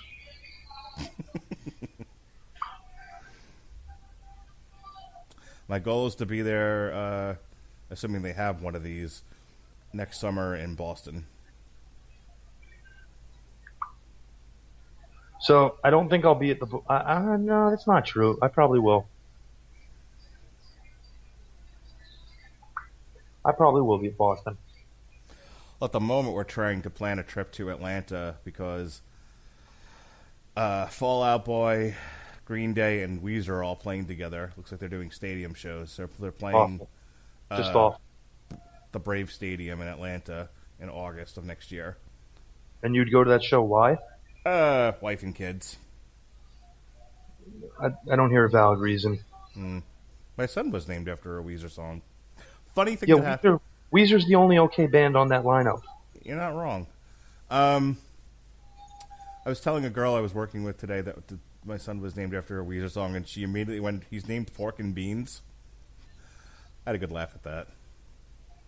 And the entrance music is playing. Oh, here we go. For the Dirty Daddy, the Filthy Father.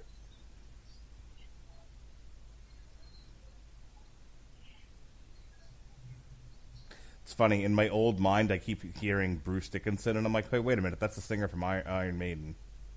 Also the producer of Blue Oyster Cult. Really? That I did not know. Not the same Bruce Dickinson, mind you. There he is, Chris Dickinson, who they did a little featurette on before the show tonight. Very, very cool little interlude there they did. And yeah, I'm hyped for this, and yes, I am going to be a little biased. But you root for a guy for a long time. To see him finally get his break, you're going to be a little biased. Yeah, I think I'm in agreement with you. I think this is a step up from having John Moxley available, or unavailable as the case may be. Yeah, because he's terrible. Chris Dickinson, sort of evoking the image of Don the Rock Morocco with that shirt. No, he's sort of evoking the image of Kurt Russell in Big Trouble in Little China. Okay, that too. Come on, Mark, step your game up. Sorry, Pat.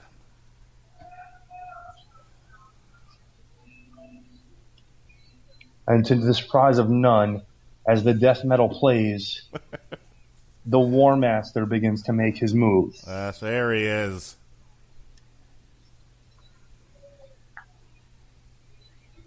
Josh Barnett. Former UFC heavyweight champion of the world, former king of Pancrase, former Inoki Genome Federation heavyweight champion. Do you remember how far he got in the strike? He got to the finals, didn't he, in the Strikeforce heavyweight Grand Prix? It was Finalist of the heavyweight Strikeforce Grand Prix, losing to Daniel Cormier. Who is obviously no slouch. There's no shame in losing to Cormier. Nope. Has the most wins, I believe, of any heavyweight by way of arm triangle.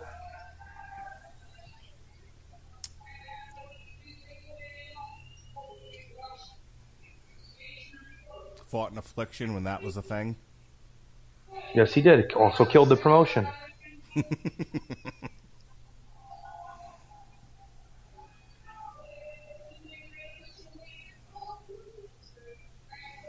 All right, we're getting our fighter introductions here. So his last match with Suzuki, who you hold a win over, that devolved into chairs being thrown and all sorts of Donnie Brooks and ballyhoo. Well, yeah, he didn't win that. That went to a draw. Suzuki, who just showed up on the Royal Quest card, shaking his fist at Okada.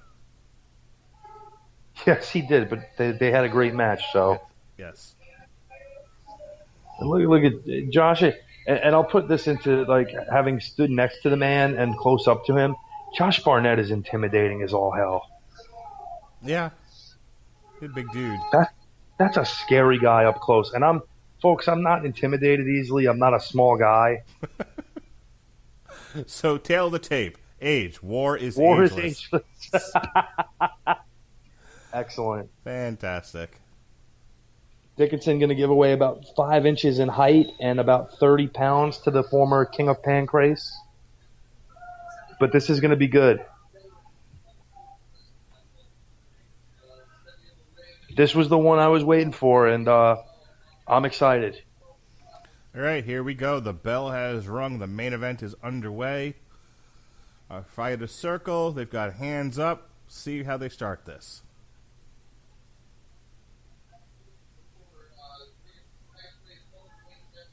I would expect Josh to go with a little bit of striking early. Dickinson, maybe a little bit more pro wrestling style. They almost look like Yep.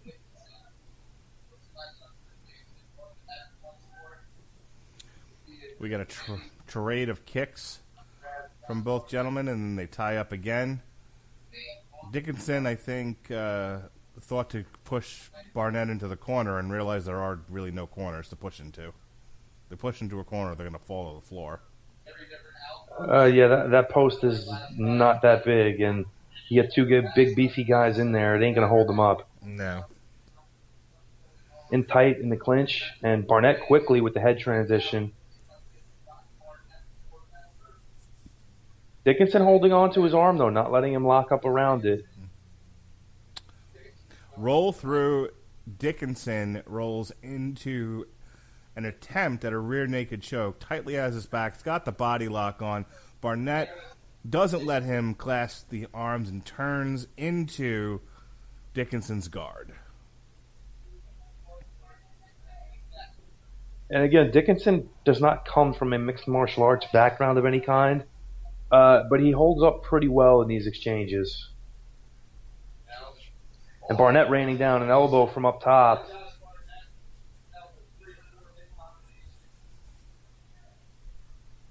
Dickinson needs to get out of here. You can't have Barnett stay on top of you.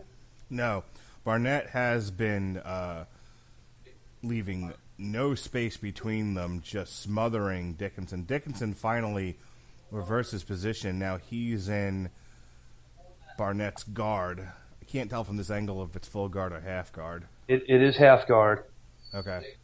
He's got that forearm pinned to Barnett's throat, and now he finally moved. Barnett was able to get some separation.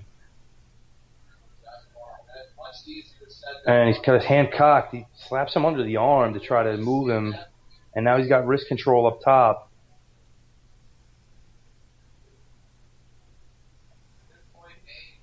Barnett looking to separate the arm, but Dickinson with an elbow into the ribs. Good counter. Barnett tried to sit out. Dickinson really good at moving with him and transitioning with him, although Barnett just a hair faster, and now he's got him in a side headlock. Yeah, Dickinson was looking for a crucifix, and he lost it, and Barnett quickly grabbed his head, and now he's going to separate him a little bit. Boom. Dickinson knees Barnett in the back of the head. Barnett felt that. Just let everything go. Lots of pain. Now you got to jump on him, Chris. Jump on him. Get the body shots in. Dickinson goes for a guillotine. Sits back down on it. Barnett's in trouble. I'd like to see Dickinson try to flat Barnett out. Maybe stick those knees in there, try to take Barnett's legs out from under him. He's going to keep that guillotine. And you got the lack of MMA experience. He's got a hold of Barnett's leg with the grapevine, and Barnett's able to scoot his head out now. He should have pushed off the legs a little bit more to flatten him out and get a body triangle on him. Well, you see that lack of MMA experience really showing up here. You know, you can't stress the importance of flattening out your opponent. Yeah, Barnett's taking control now.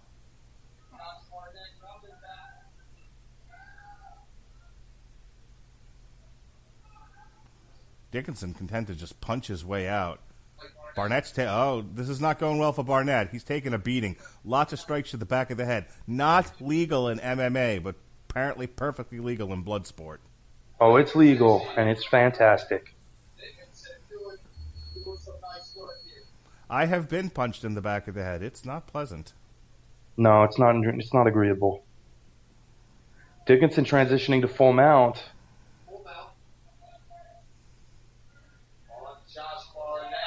Open hand slap. And now he's trying to isolate the arm, maybe going for an Americana here. Nice hips there on Barnett as he transitions out of that full mount position.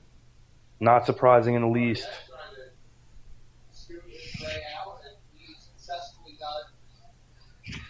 Dickinson rolling, trying to fight out of whatever Barnett may be trying to go for here. Maybe an ankle lock.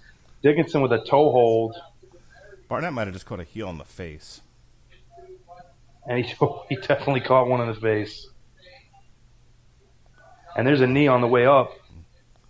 Barnett tries to muscle Dickinson up, but collapses under the weight. And now Dickinson's trying for a guillotine again. He's in a good spot. He's got a mounted guillotine. He couldn't get his legs locked. Barnett able to roll him and alleviate it. No, Barnett's such a long dude. He's so tall.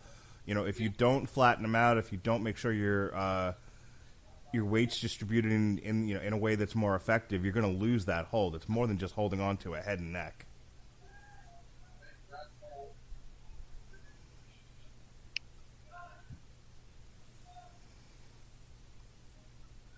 Barnett's got a moment here to catch his breath, and now he's working some strikes in from the top position.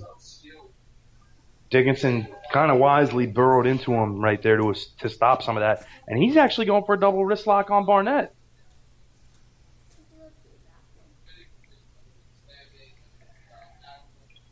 And he had it for a second. And now I've got Jonas in a rear naked choke. Do you submit? Taps that immediately. Nah, tell your kid to stop being a pussy. I had to go to the bathroom. He might have put up a little more of a fight.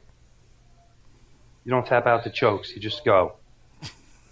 All right, back to the fight here. Barnett, top position. Oh, this is not good for Dickinson. He is Barnett's got full mount. He is ground and pounding on Dickinson. It's all Donkey Kong all the time. Donkey Kong. The Donkey Kong. That's right, Jonas. Got to fight out of here. You can't stay in this position. Barnett looking for the arm bar. And now it's Nabbit. Dickinson is locking the arms, not allowing him to separate. Don't be surprised to see Barnett try to kick off the arm. Dickinson can tend to try to punch his way out of this, but that's not tremendously effective. I give him an A for effort, though. Dickinson's able to get his arm free in reverse position, but they're too close to the edge. They are teetering. Yeah, the ref does. Good eye on the ref to break them up and stand them up. Dickinson and Barnett are both blown up now. They're both sucking wind. This has been very physical, and you'll be surprised how hard it is to go at that pace consistently without rounds breaking it up.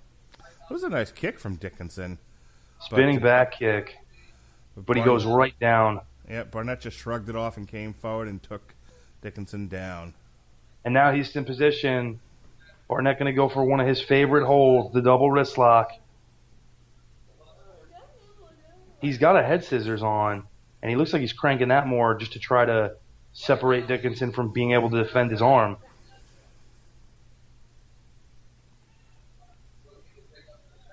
Good transitions from Barnett as he tries to gain a favorable position on the head. Scores the big knee, and now he's going for his favorite, the arm triangle. This has put out Sergey Karatanov. This has put out a lot of guys at the top. Dickinson escapes. Yeah, he had a good flurry there, but Barnett always one step ahead of the game here. Big suplex from Josh Barnett. Look at that, had wrist control all the way throughout. Chicken winged the arm and took him right over. Heavy breathing happening. Trying to pin the arm across in a gift wrap. You know, we talked earlier about Josh Barnett signing with Bellator. If he's seriously going to take a fight in Bellator, he needs to do some road work on his cardio. Yeah, Barnett's known for a lot of things. His stamina and conditioning is not one of them. And in his 40s, it's not likely to get any better. Yeah. You look at him. Dickinson tried to roll through. Barnett immediately took the back. If you can find a copy of the Arislandi Lara fight that was on PBC, on Fox, never mind that fight, the undercard heavyweight fight where the guy's shorts kept falling down, worth a look. It's a lot of fun. I've already seen Sharmba Mitchell get pantsed in a fight.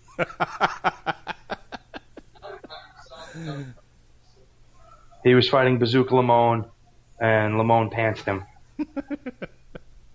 Oh, Chris Dickinson fighting back. The Dirty Daddy, not one to go down without a fight. Turns into guard and just rains down whatever he can.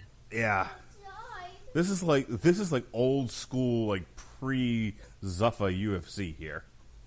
Just ground and pound from the guard. Who gives a fuck? Yeah, good stuff. Oh, he caught him right on the ear.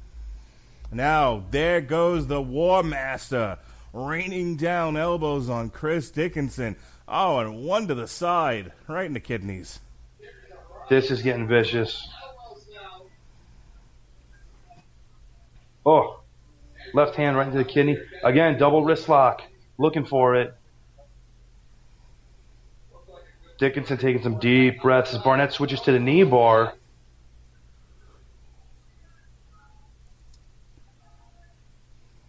You can see the pain in Dickinson's face. If Dickinson's trying to fight out of this with his left foot.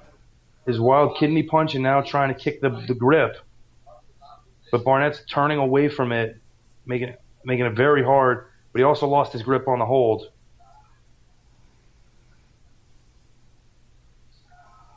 Dickinson working into the midsection. Judo throw over. Dickinson stood up for a moment. Josh Barnett chucked him right back down again. Oh, Dickinson reverses, gets a head scissors on Josh Barnett. Yeah, he kept his forearm there to stop the potential of an arm triangle. Well scouted. Yeah, I don't understand what he's doing now because he had Josh Barnett in that head scissors. He was able to pound on him, and then he just stood up and let him go. He kicked a field goal between his ribs. He did. I think that's what he wants. He wants to hold the place. Oh, knee right into the ribs. I guess he figured, well, I'm not going to out-grapple this guy, so whatevs. That's probably the right idea.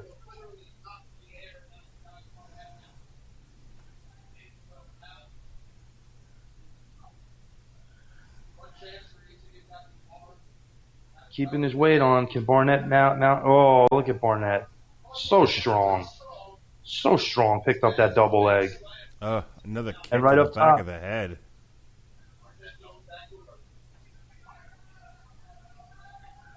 Barnett doesn't watch himself. He's going to get kicked right into a concussion.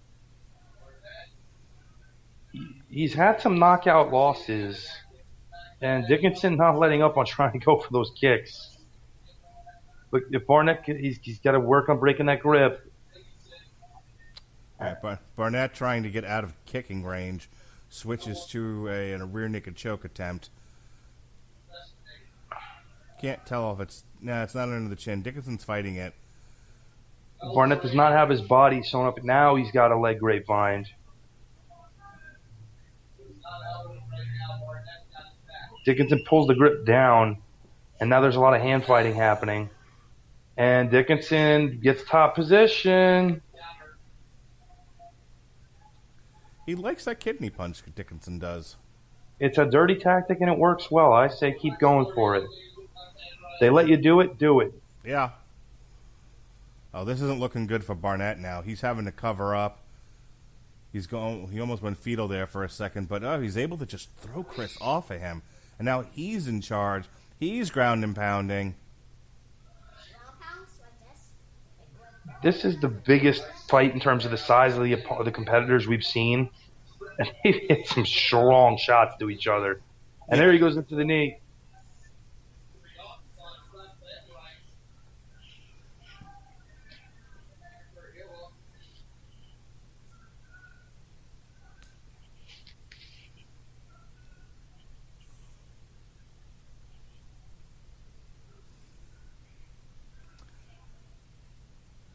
Dickinson is just holding on for dear life. I don't think he really knows what else to do at this point. He's at such a disadvantage when it comes to scientific grappling. But he went for an arm bar. Oh, God bless him for trying. Yeah, he just kind of grabs a hold. At this point, he's just sort of grabbing a hold of something and not letting it go and hoping it turns into something.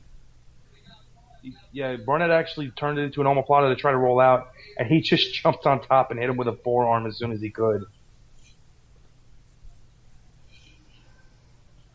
Now Barnett, believe it or not, he is where he wants to be. He's in a tight grappling situation where he's got some control with an opponent who is tired and not on his level in terms of grappling, and that's how Barnett gets him off of him. You could see these guys are tired. Yeah, Dickinson's getting frustrated. Barnett pulling the wrist tape off. And it's like, now we're ready to fight. Barnett's got those educated feet, lays in a few kicks. Dickinson checking them as best he can and trying to throw some right hands. Oh! Down goes Barnett. Now we'll see if he can press the advantage. Oh, from the seated position. Gut wrench. Belly to back. Suplex. And Dickinson's like nuts to this grappling shit. I am so impressed that he was able to do that he had that strength in his reserves after what we've seen these guys do to each other. There's some open hand slapping going on here, and both men are seeing stars. Oh, shot to the ear from Barnett to Dickinson. Gut wrench powerbomb from Barnett. And now he's just laying in knees to the head. And a kick to the face, and we are done. Yeah.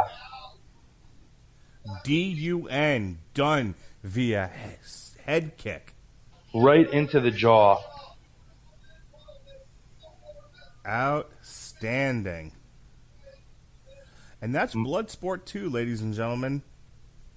That was a fight.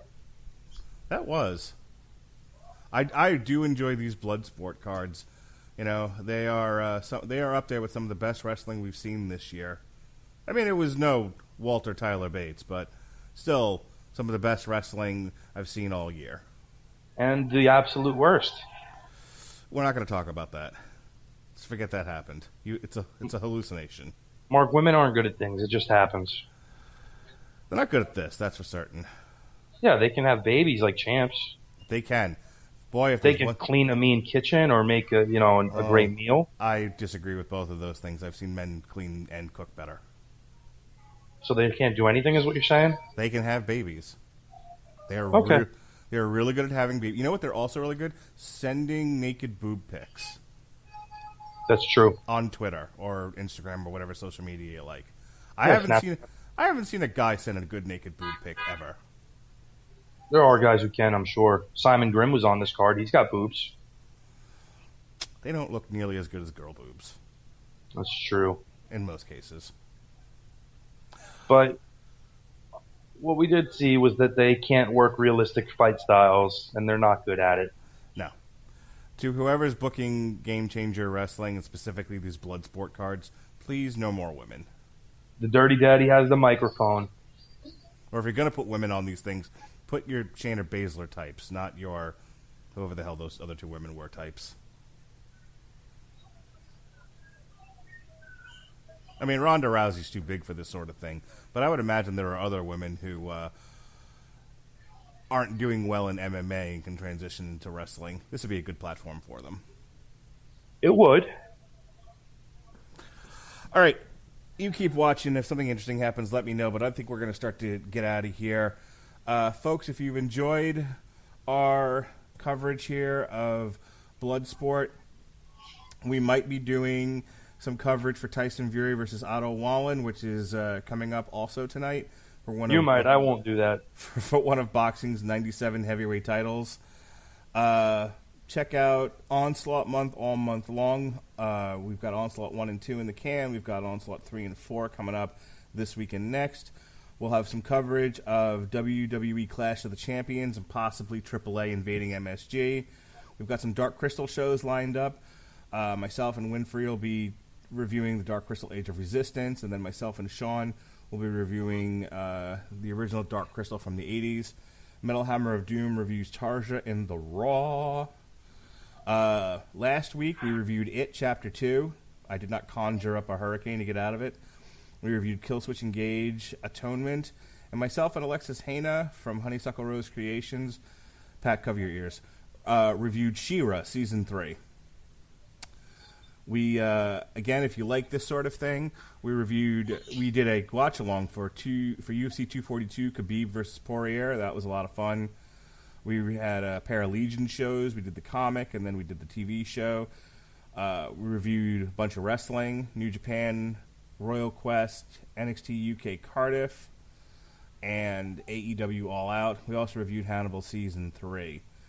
Coming up towards the end of September, we've got Rambo Last Blood, Korn the Nothing, Disenchantment Season 3. We've got a pair of Gotham by Gaslight shows. Hell Yeah, Welcome Home. Pat's going to be back on again for BH 90210. And that's it. That's the month of September. We'll kick off October with a bunch of Joker-related stuff in favor of the new movie that's coming out. Pat, are you ever going to do another Casual Heroes again? Or are you guys going to kidnap Jed, strap him to a chair, and make him podcast? What's the plan here? Well, Gavin doesn't record without Jed, so, it's probably not going to happen because Jed's busy having fun and a life. Yeah, I understand how that works. I don't think you do.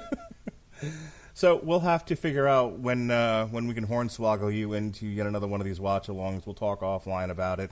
I know you, quote-unquote, don't watch boxing anymore, though, but if I beg and plead enough, I can usually find something you'll tolerate, so that's good. Yeah, not looking likely in the future. Okay, then. We might have Pat on to talk Clash of the Champions, though, so if you're missing him, that's where you might see him, and the aforementioned BH 90210. Anything else you want to plug real quick, Pat? No. All right. Well, folks, thank you for joining us. Pat, thank you for hanging out with me tonight for this GCW Josh Barnett's Bloodsport 2. Be well, be safe, and behave.